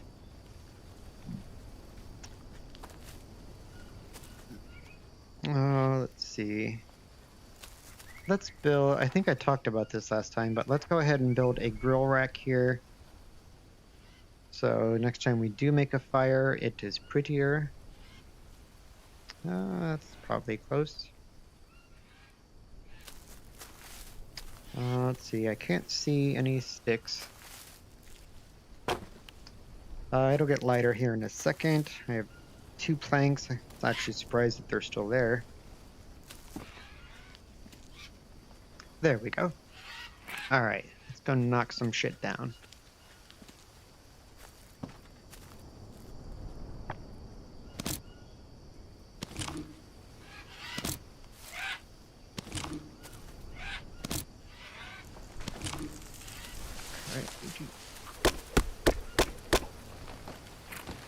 Do I have rope? I do have rope.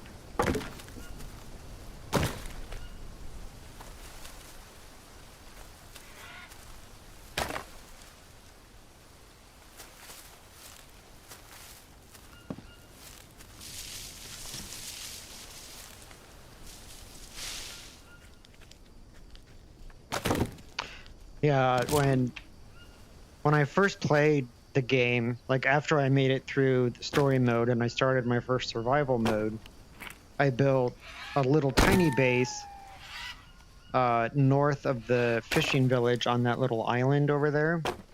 At the top of the hill where there's like the what is that, the smoker, where you get the smoker blueprint at.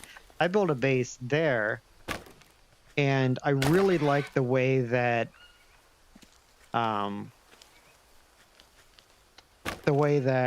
palm leaves look when you mix it with like mud construction.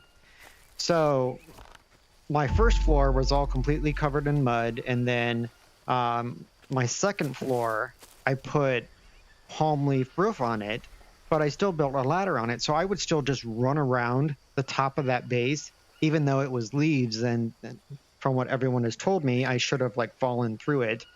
But But yeah, I just liked it because for aesthetics, I was like, this is, this is really pretty. I like this. And I have since learned that that is not at all how the game is supposed to work.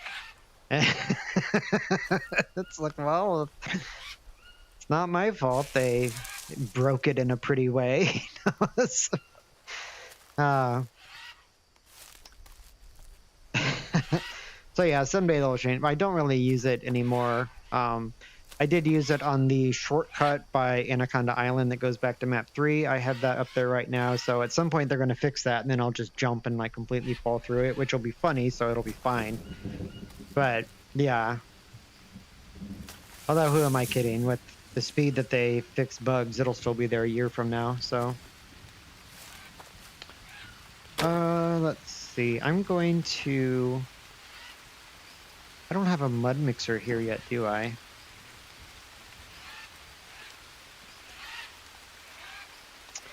I don't. Okay. Because I want a storage chest over here.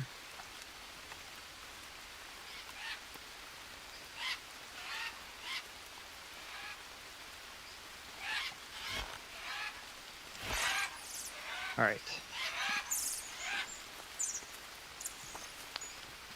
Let's go ahead and build the fire so I can get rid of my sticks, because I'm going to be collecting a lot of sticks.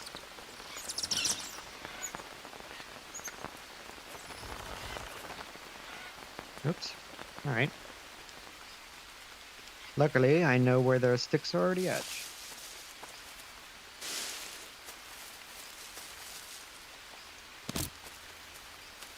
Right?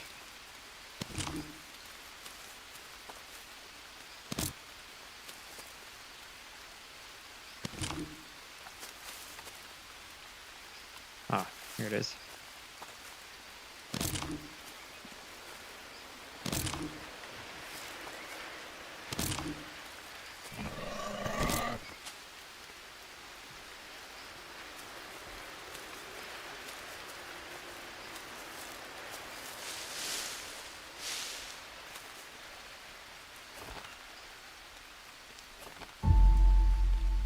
Okay.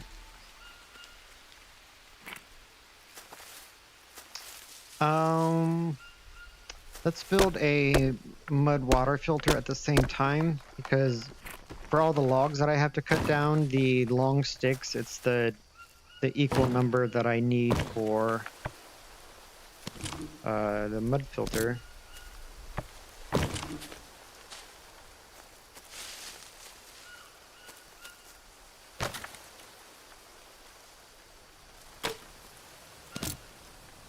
A little six.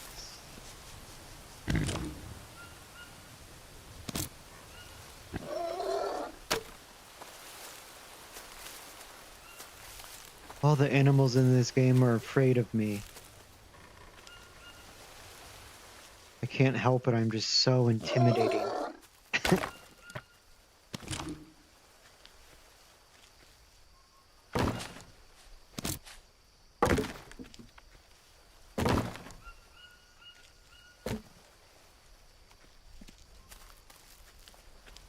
Let's see. Where's a good place for a mud water filter?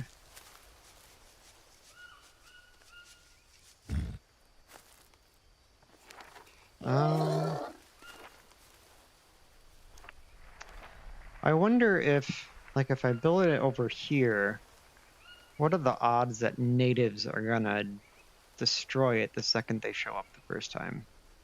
Maybe move it over a little bit in case it gets hit by that roof. I think that's fine.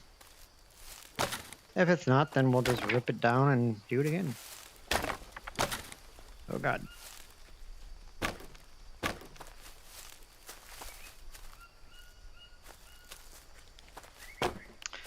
And then I want to build a, so we'll have the mud water filter and the storage box. So we'll just do that at each of the locations where we hang out at. And then we'll have like a good stock of materials and whatnot at each one. Ooh. Can't pass up green corn on the cob.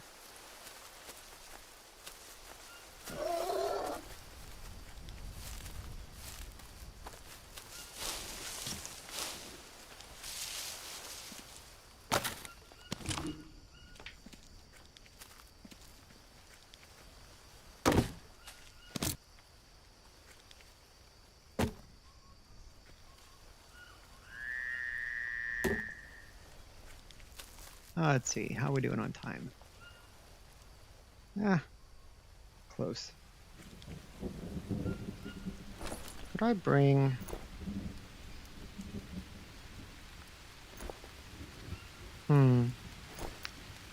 Hopefully I left my pot back at the main base.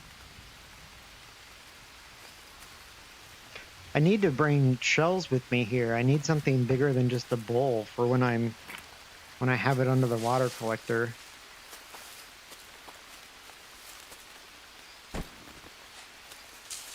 Stupid piece of shit. Damn it.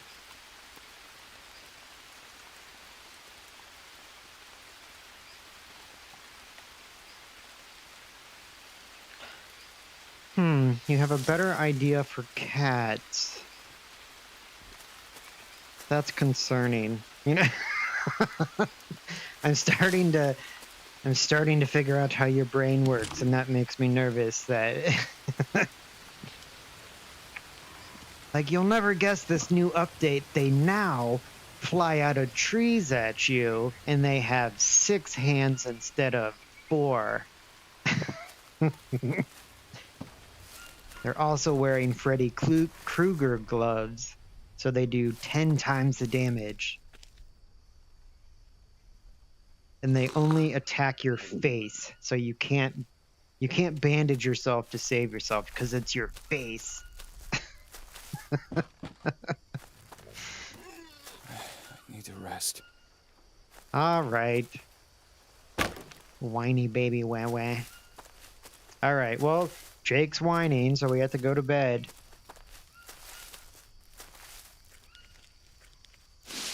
I actually don't mind when he says that, because a lot of times I don't necessarily pay attention to the energy bar. So that's actually useful when he says that, but it's when he does all of his other bitching for no apparent reason that I get kind of annoyed. You are slowly dehydrating. Really?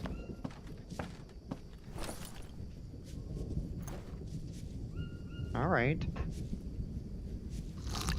Wow, I guess so. Oh, excuse me, on the hell.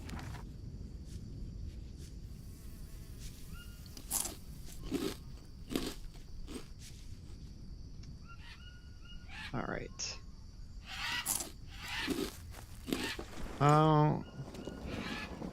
We're gonna need a decent amount of protein. So instead of just having the snake, I'm gonna go ahead and harvest this guy, because the next time we come back, he's gonna be there again. So might as well take advantage of it. Need to also remind myself to make a new axe.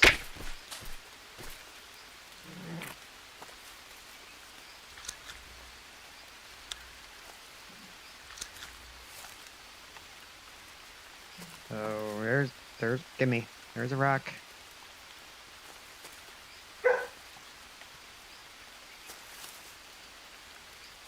Are you, you're a little rock.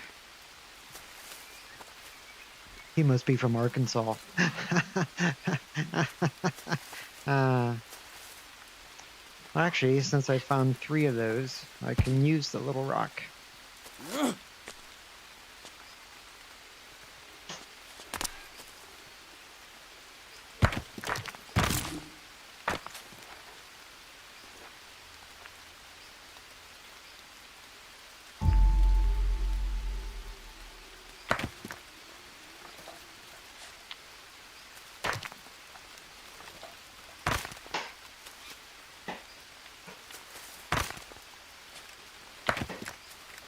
One of my dogs found a plastic bottle that they are destroying.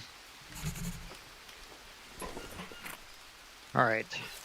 Alright, let's go cook. We have some snake and pig meat. Just like Mama used to make. I don't know, I just made that up.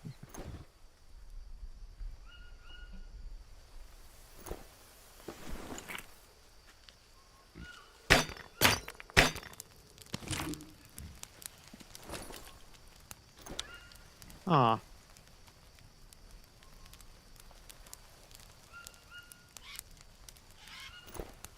Oh, you're a meat.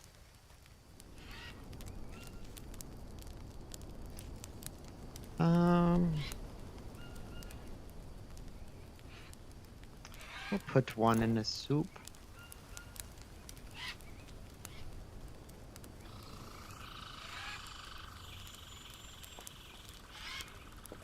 Okay. Swink. It's 4 more logs. Okay.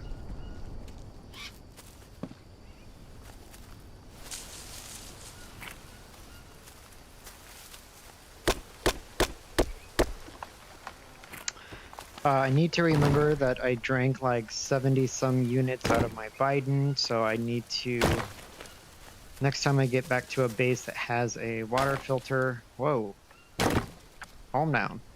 I need to refill that. Otherwise it'll take me an eternity to do it with coconuts in. Let's see, you go that way. And you go this way. Jeez, it's a hot mess.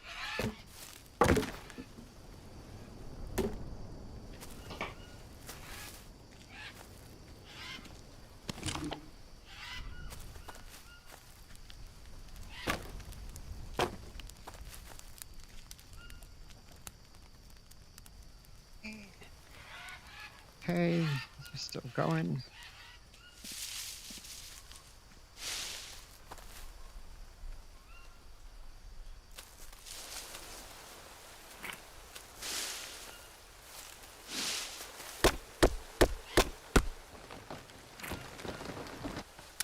So many sticks that I'm going to waste, but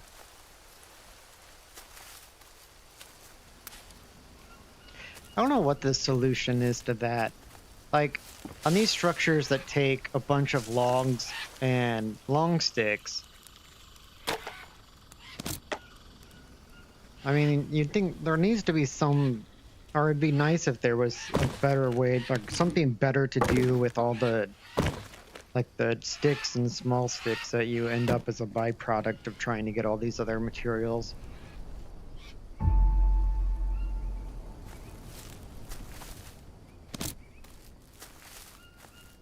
Food poisoning plant.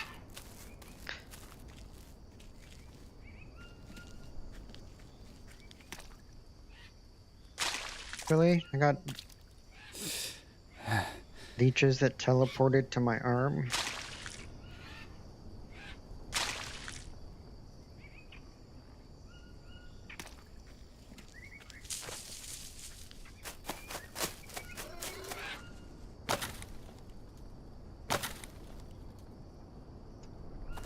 Oh.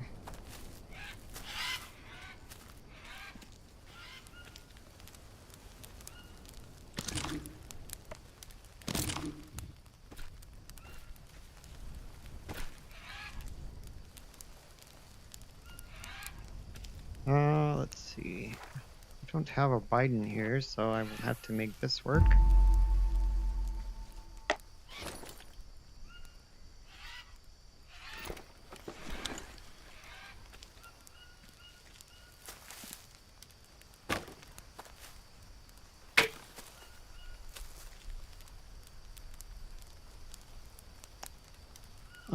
Let's see. Ideally, I would like to get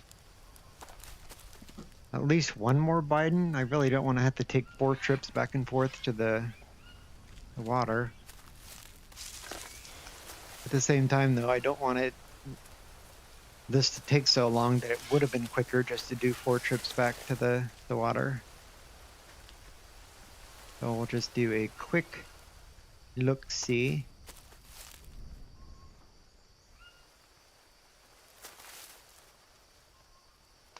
I am gonna need that.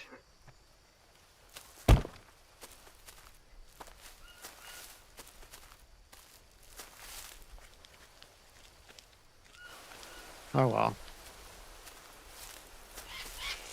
At this point, I'd rather just get it done and started so we can build stuff, so.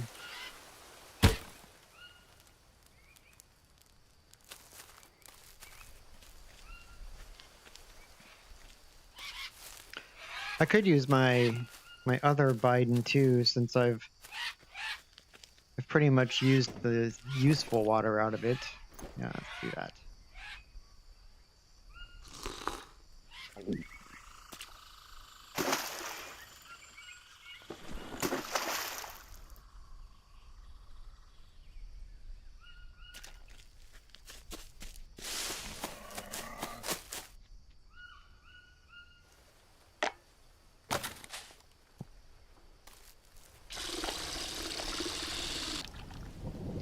Boo. Well, that's fine.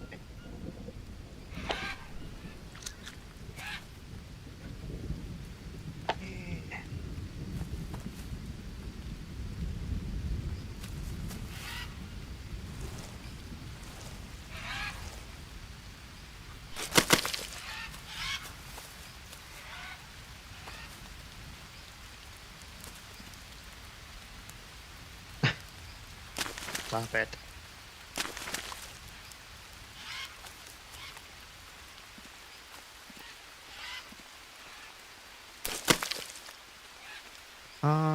Da, da, da, da, da.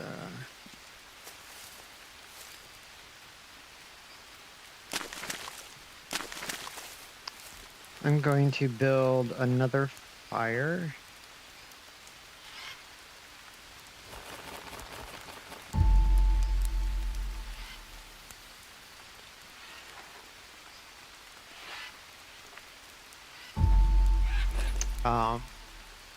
I'm gonna need charcoal and ash to both make mud and do the filter. So this is the quickest way to get that. Let's see, is there wood over here? I don't think I ever took this charcoal, so this stuff should be there too. Okay, it is.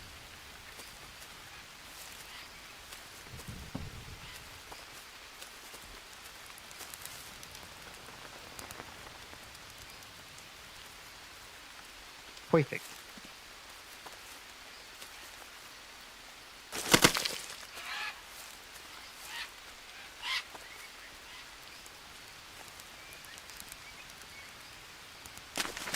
Okay, so that's good.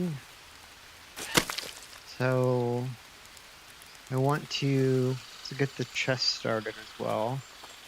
Let's tuck that away back here.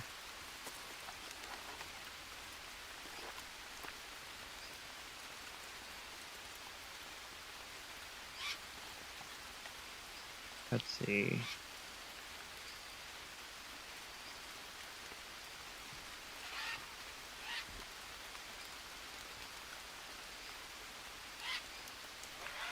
Which stick is longer, that one or that one?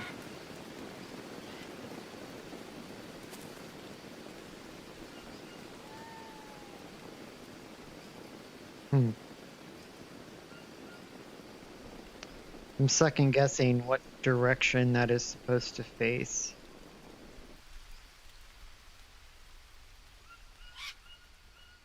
Damn it. I say it in like every episode too, and then when I try to think about it, my brain's just like, are you sure that's what way it goes?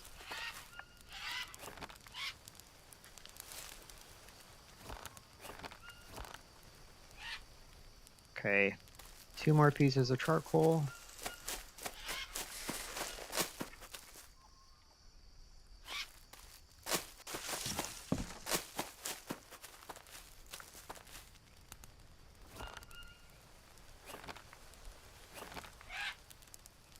Stones.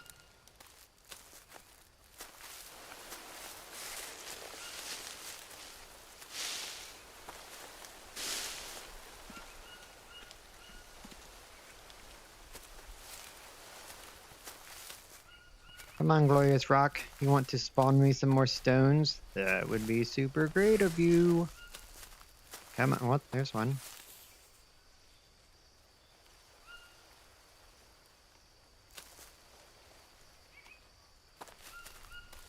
Give me another one. Do it. Oh, oh. Sneaky stone.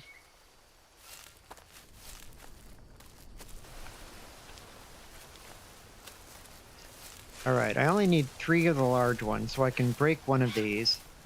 So let's see if I can actually break just one of them. Oh, damn it. That's alright.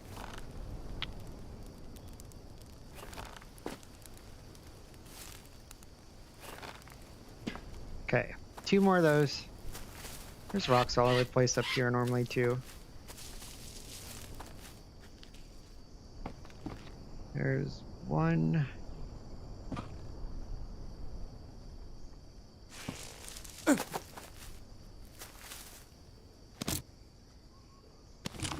That'll work.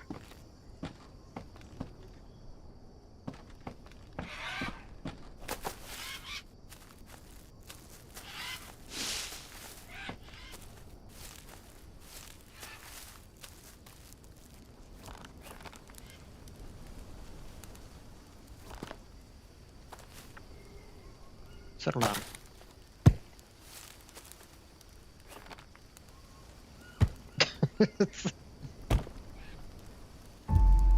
Boom. Alright, so I guess I didn't need as much charcoal as I thought. I'm going to go ahead and drink this. Oh, that was good.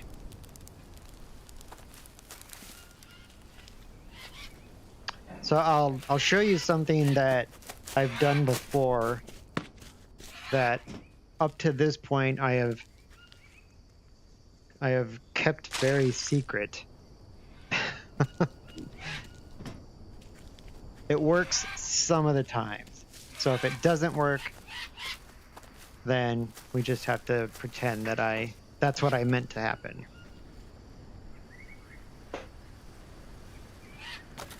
Ah, oh, damn it.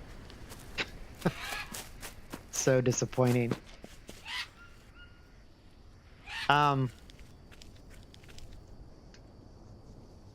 If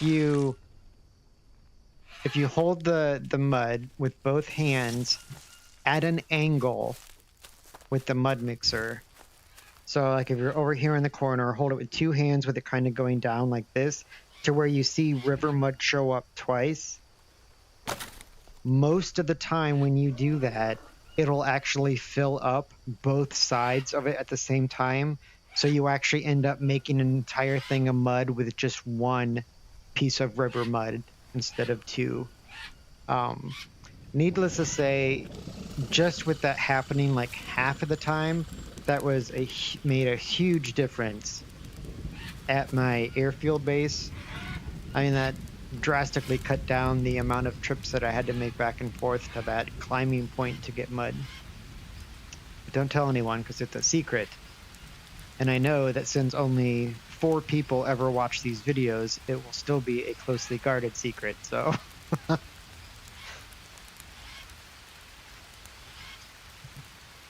wonder how long I've been streaming. I totally lose track once I jump in here. Let's see. That's made... Oh yeah, the storage box.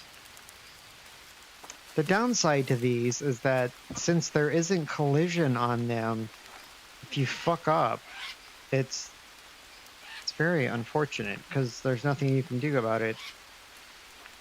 I'm gonna say that the stick that is the longest is in the front.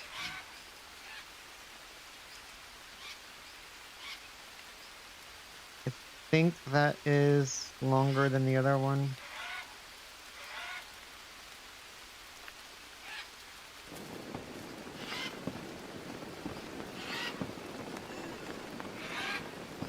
Yeah, I'm gonna go with that. If it's wrong, then I'll just swear a lot and we'll be done with it. Actually, I would... Oh.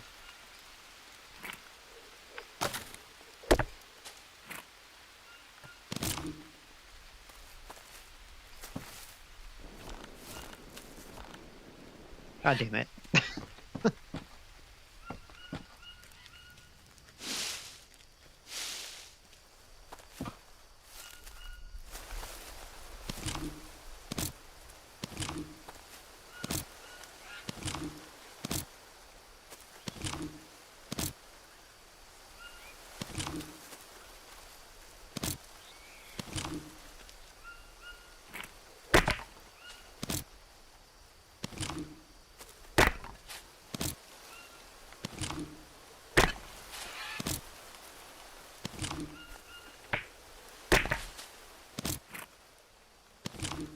All right.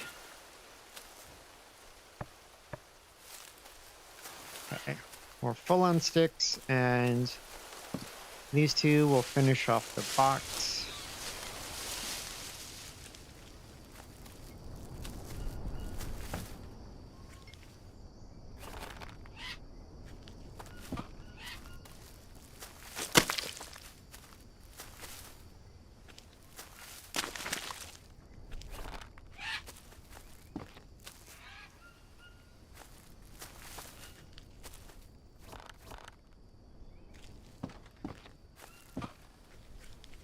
Please, please let this open the right way.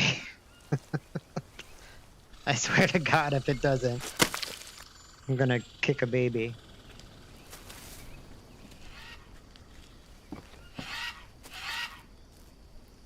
Actually,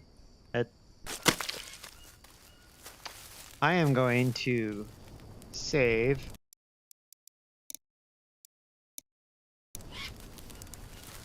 If we... Oh, shit. Hey!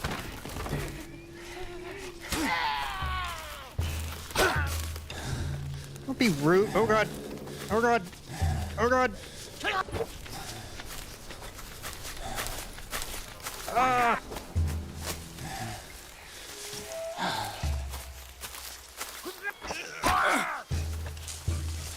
I'm stuck.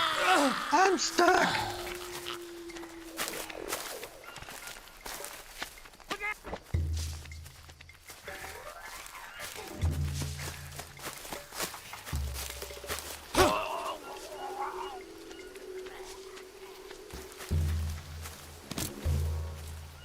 Oh.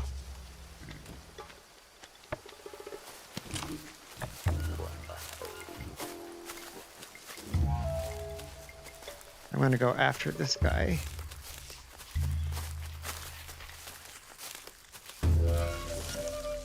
Actually, now I'm gonna make them come back to me.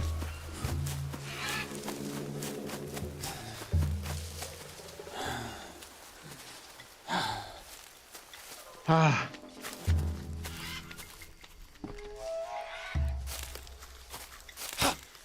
Oh no, I missed.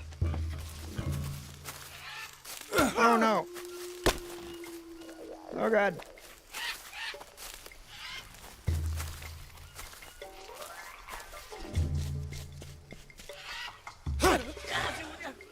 Yeah.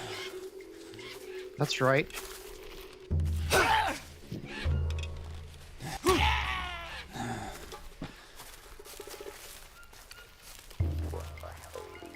Wait, he's an archer, isn't he? If I could safely let him... Oh, I'm fucking filthy too. Oh, shit. Run over there. Hi. Aw.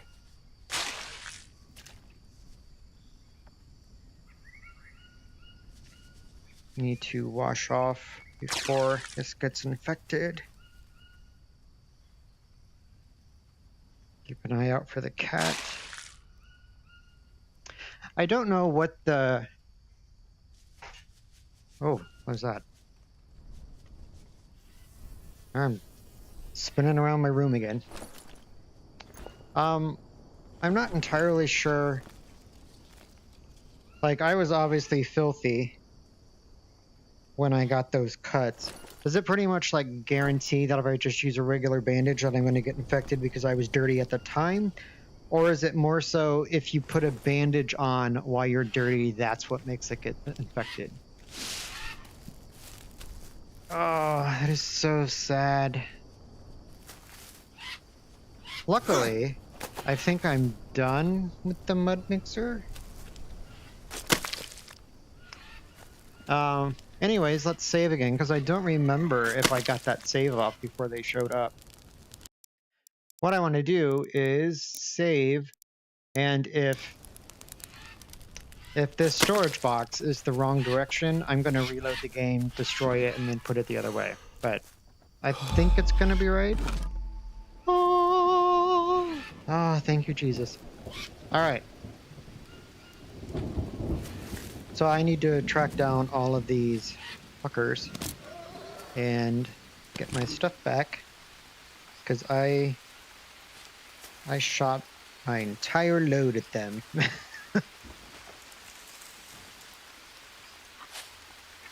Come on. Come on. Gimme. Oh, yeah, I should build a weapon rack here. Because that is something that is super useful to have, especially when you're killing so many natives. Just feels like you're wasting it otherwise.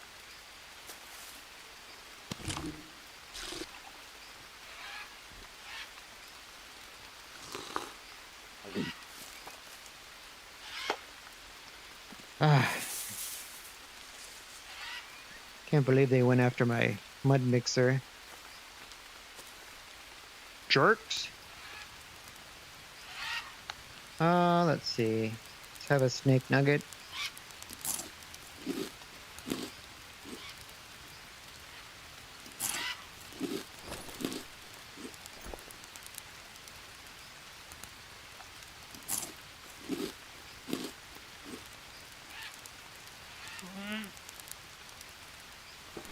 Okay. I shot one in here, which was dumb. I shot an arrow in here. I don't think I'm going to get that one back. And then guy over here. Do you have anything left, or did I already get most? No, I need that. What is that? Stick. Okay, I am up to 7 arrows, so that's at least promising. There's one over here.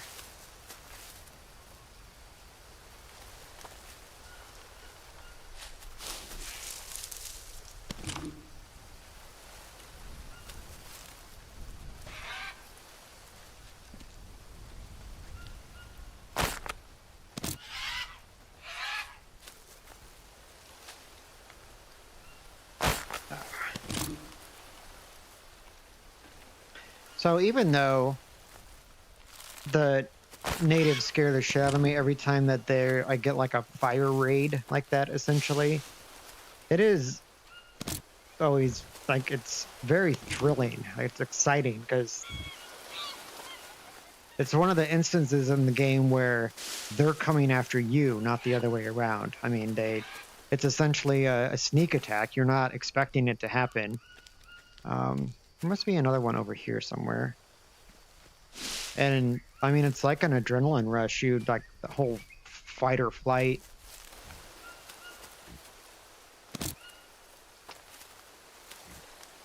I think I have a slightly imbalanced approach to fight or flight. It's like I'm going to a flight while like shooting at things, and maybe that'll turn into a fight. Maybe. I don't know. Maybe. You never know. Oh.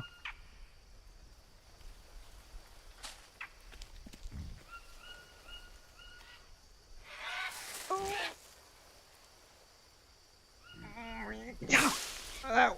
Well, luckily I didn't care about the sphere. Man, I almost pulled something trying to do that. go to the doctor. How did you pull your shoulder out of place? I tried to throw a make-believe spear at a coconut.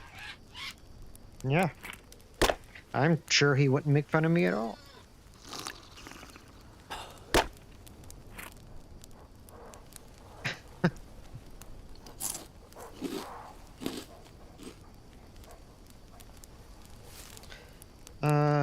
Where did that go?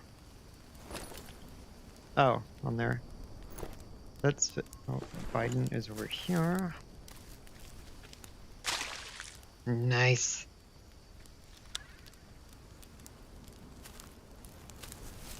Oh. I do have a weapon rack. Alright. I put this stuff in the storage box.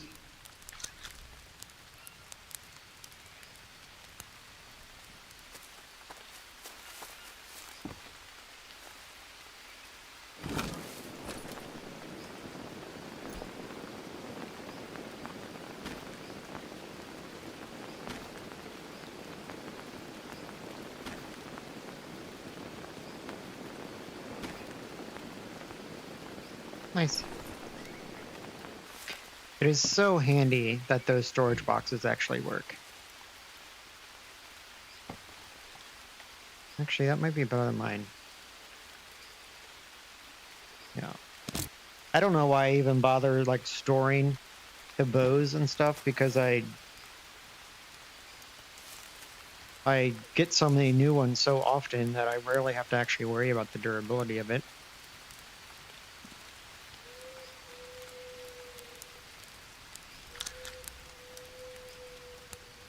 I'll just let that burn out. Let's see.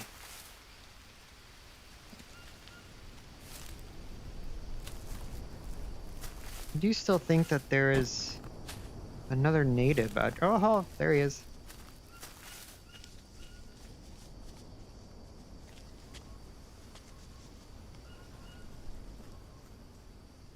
He just moved his head. I need to rest. Let's see. My 9-2? Oh, 9-1. So I lost one regular arrow. I think that's the one that I shot through the crops. That's alright. Those are easy to make.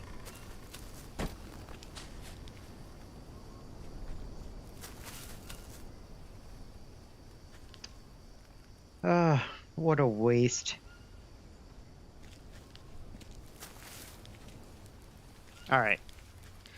I'm gonna put these... I'm probably gonna build another storage chest down here at some point, so... I'm just gonna put one of these down.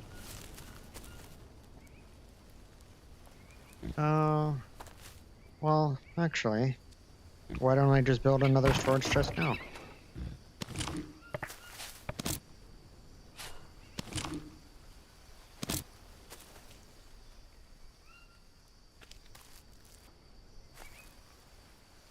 Let's see, where do I want to hide this one away?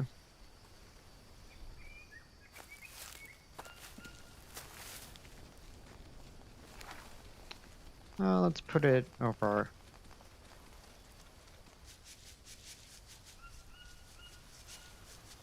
I'll tell you what, hearing footsteps in this game is so much more horrifying now than it was before.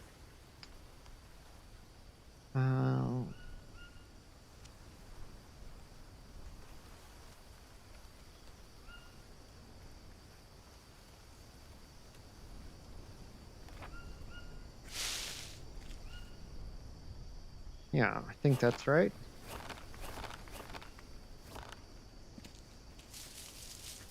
I'm still gonna have leftover mud. Rest. I could always build a couple furnaces just to use up the mud, because otherwise it's gonna go static.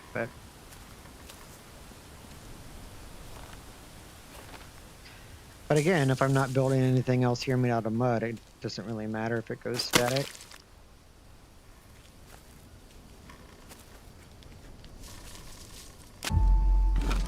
Sweet.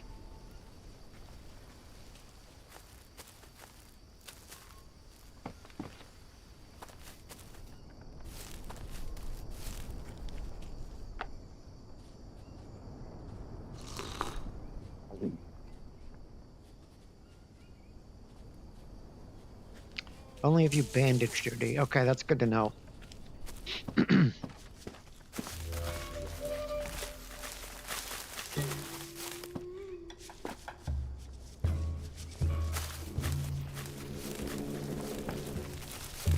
Are you kidding me?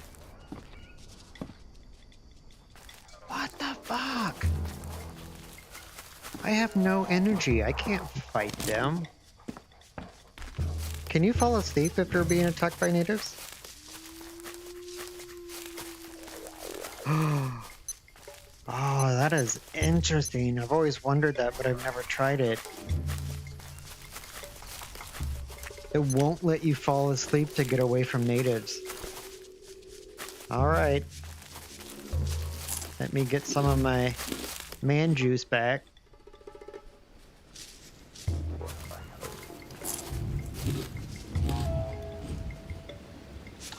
I don't think this is going to go very well.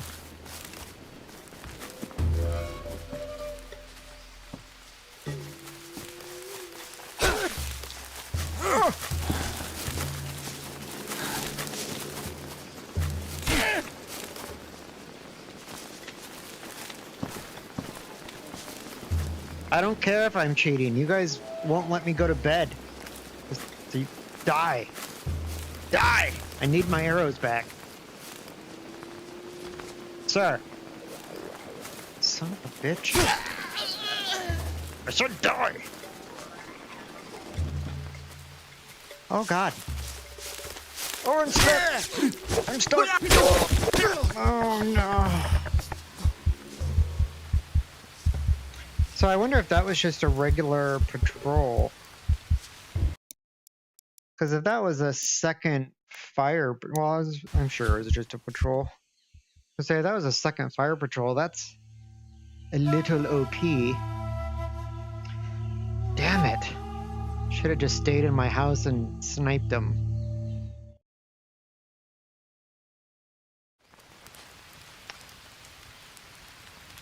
Aw.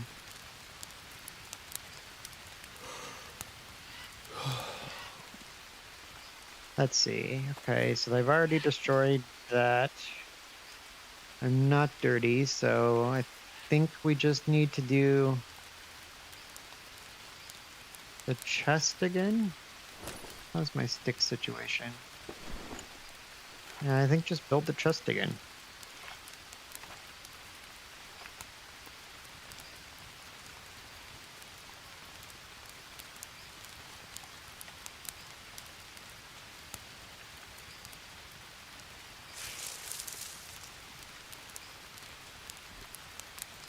I think that's backwards. Damn it. They need, like, the ability to do micro adjustments to this. Because that's not straight either.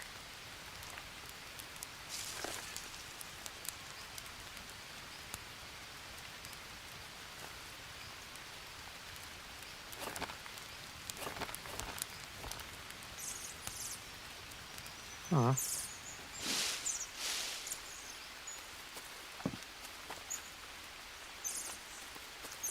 I think every time that I do die, Les Paul just, like, brings his hands together like a villain in a Marvel movie. He's like, excellent. He died.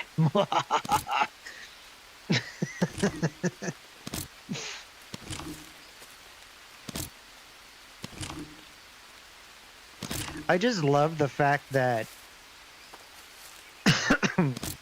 I mean, well, I guess just not that you can die, but how unexpected it is when these patrols or whatever just find you, and I love it. I need to rest. Oh my god, I need to rest. I'm tired. Wah.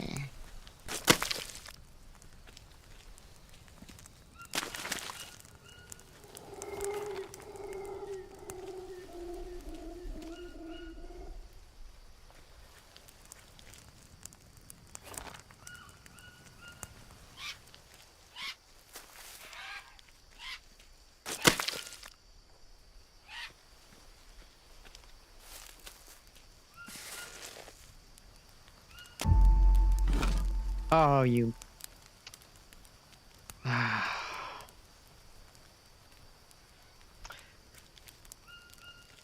Okay, so let's just.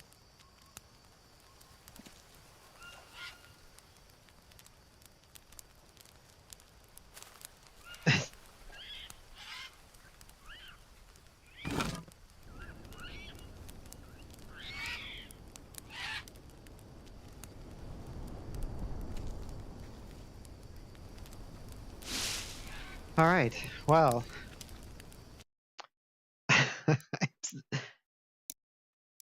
I'm just gonna reload it because having that face the wrong way will just drive me nuts. Like, I would probably just stop coming to this camp. No, probably not that bad, but still, so stupid.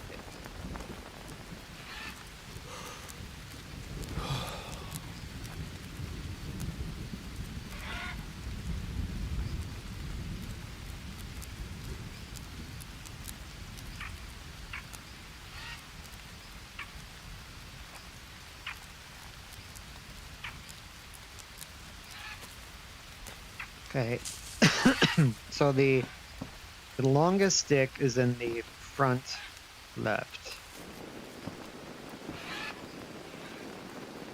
Oh, I didn't even finish this one. Maybe it's easier to look at the sides.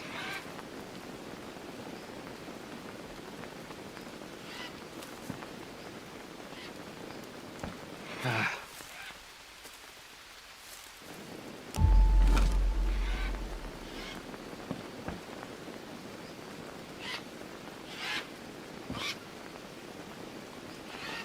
Okay, the two that are kind of close to the same size are in the back.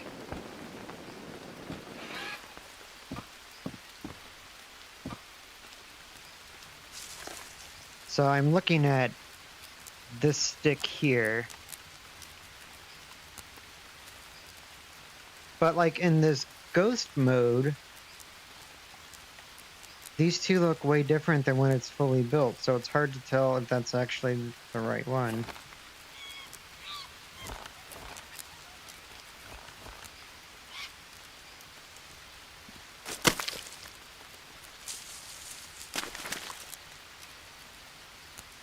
Sticks.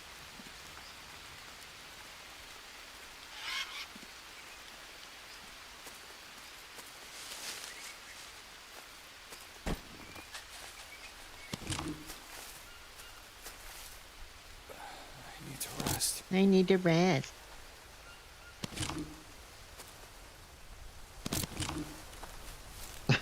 I would be a horrible parent.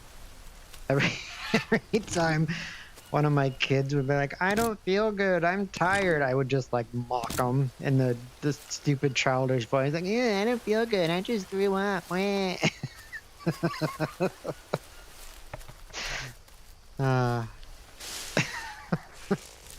Life is so hard. Where?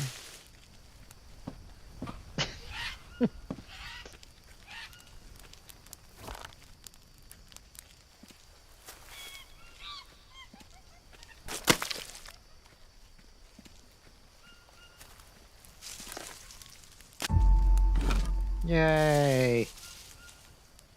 Okay, let's save just in case something jumps out at us.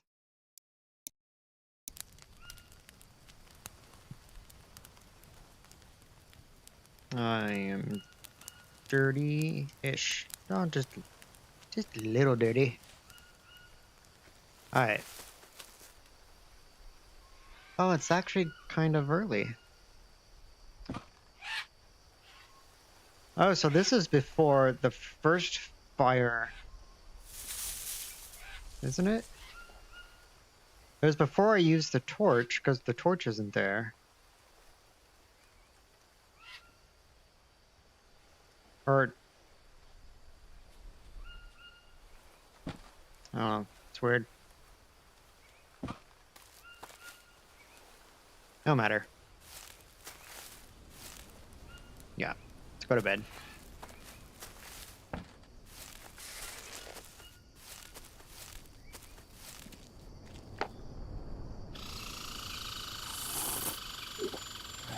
need to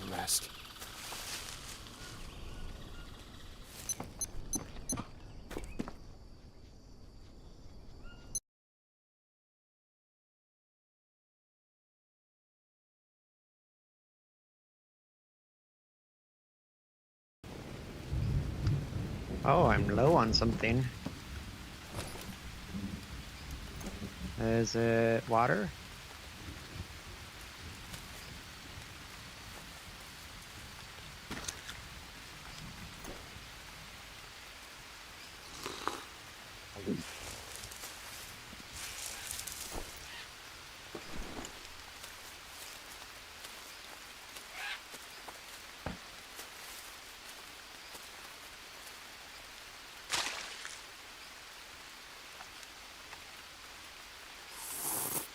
It was not water.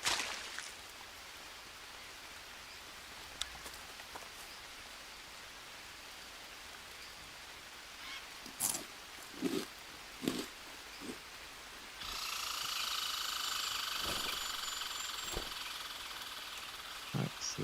That. It does seem like it's been a while since I've had a carb, so that would kind of make sense. Do I have any of those laying around? I do not, so my guy wants some carbs. Let's see. Yeah, let's put all this stuff in a chest.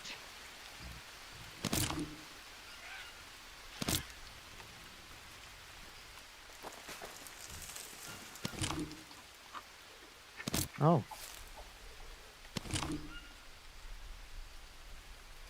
I don't understand. So, oh, so evidently I saved after that first camp, but I saved before I went around and picked up the arrows? I mean, that's the only way that the arrows and stuff could still be laying on the ground with no corpses. I don't know. That was so long ago.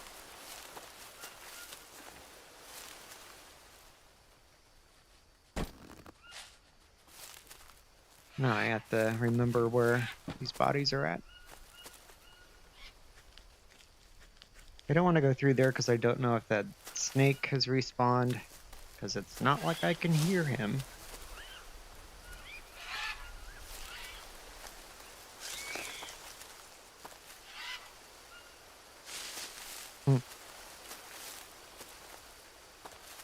Yeah, I definitely think that the mods that we're doing have definitely made the game more fun than it was.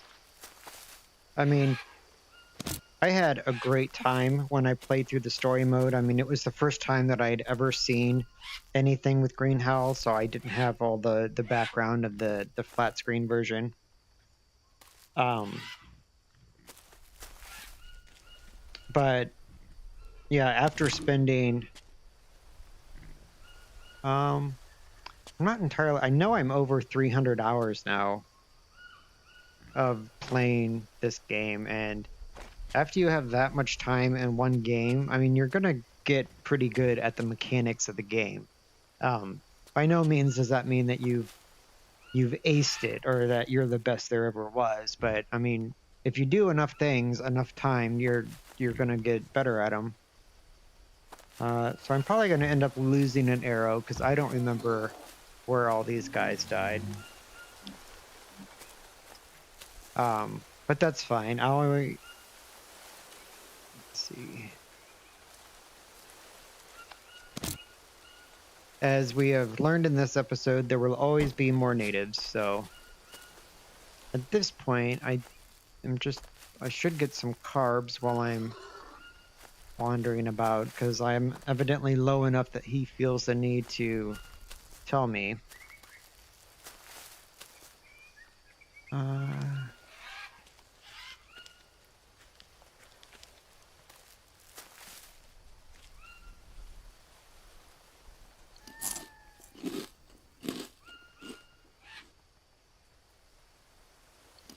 Jeez.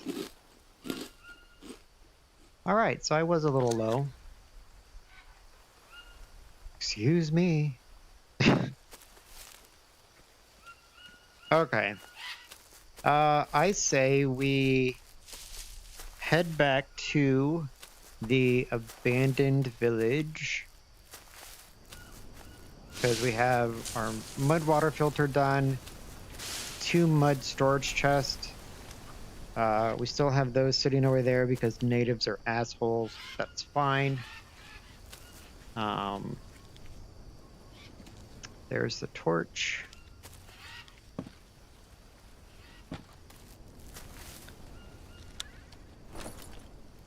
We are at 40 pounds, which is light for me.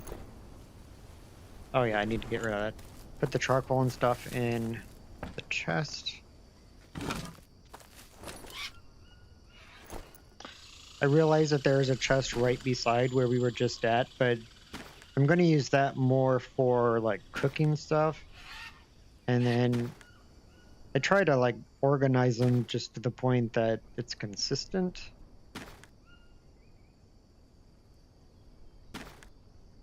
Now that I know that I can organize stuff and it'll actually stay there, I spend a little bit more time putting stuff in a place that I'll actually remember.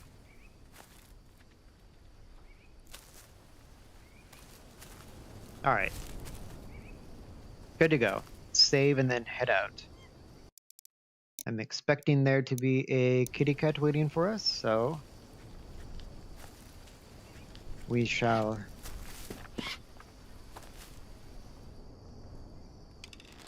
see what sort of shenanigans we get into. Let me just double check that I have. Okay, sticks are good. Have a bowl, have a bone. I have water, right? Yeah. All right.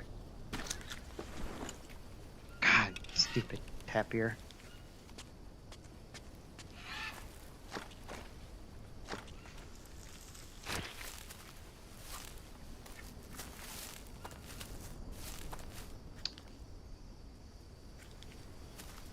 Watch out for the snake.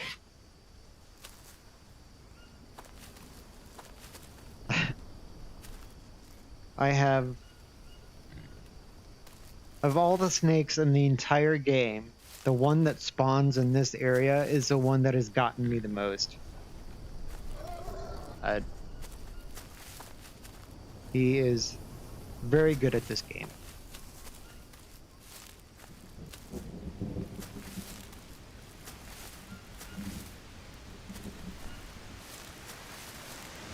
Okay, I think I'm safe up here.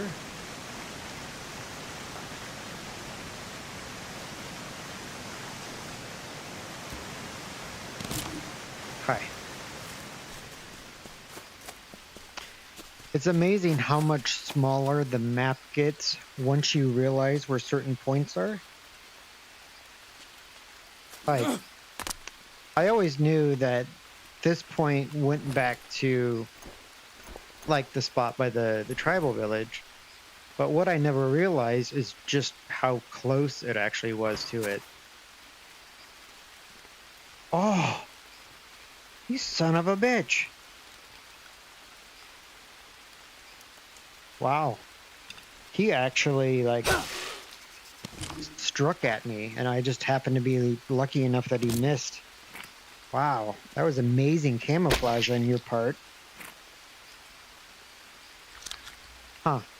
I'm not even going to talk shit about that because that would have been well played, sir. Oh, no. Oh, no. You gotta be kidding me.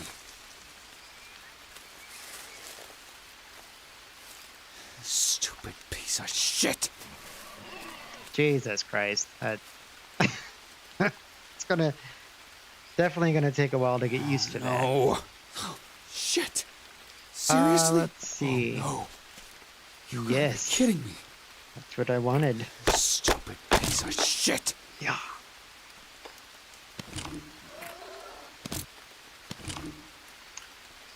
And I No. see blue mushrooms. Shit. Seriously? Amazing. Stupid piece of shit. I hear some flies around the Shit. poop. Seriously?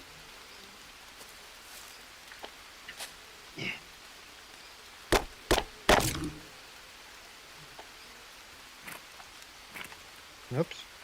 Oops.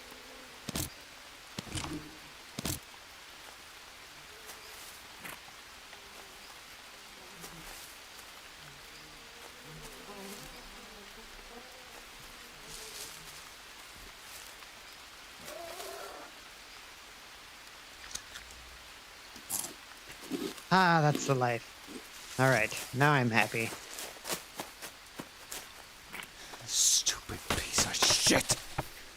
I'll take you since he's so butthurt about carbs Shit. right now. Seriously? Oops.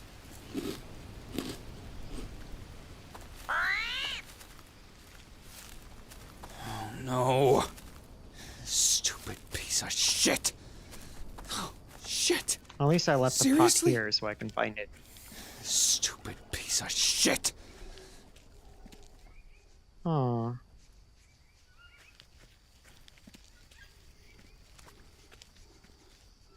Yeet. Oh no. Oh no. You gotta be kidding me. Okay. Well, I think today was a very productive day. We did give ourselves food poisoning by drinking dirty water, so we checked that and it worked. We noticed right away at just how increased the aggro range was for not only the animals but also for natives. Um, that made for some very intense moments with natives chasing after me, and that was amazing. So very well done. I am very happy with this. I'm going to go into this patch and start making my sanity changes to kind of merge our two patches back together. And then I can't wait Shit. to jump back in Seriously? and try out some new Stupid stuff. piece of shit. So amazing job with the update, Les Paul. Yeah, great decision making on what to change and how to change it. It's good to have someone with your level of experience with this game actively involved in trying to make it better. You approach this game in a way that many people can't because they just don't have the time or the experience involved in the game like you do. So it's good to have your amount of passion and enthusiasm behind making this game better. So amazing job. I 100% approve of this. This was super awesome and a lot of fun. So great job. And for anyone watching, if you're interested in trying this out, let Les Paul or myself know either on the Discord or on either of our YouTube pages, and we'll be happy to bring you aboard so you can try out this mod as well. It's super fun. We update it all the time, and it is just an amazing addition to the game. If you like watching videos like this, go ahead and subscribe to my channel. I will also link Les Paul's channel below as he's doing the same playthrough as I am. And thanks for stopping by and for spending some of your time with me this evening. I can't wait to play again, and I will see you guys next time. Bye bye, guys.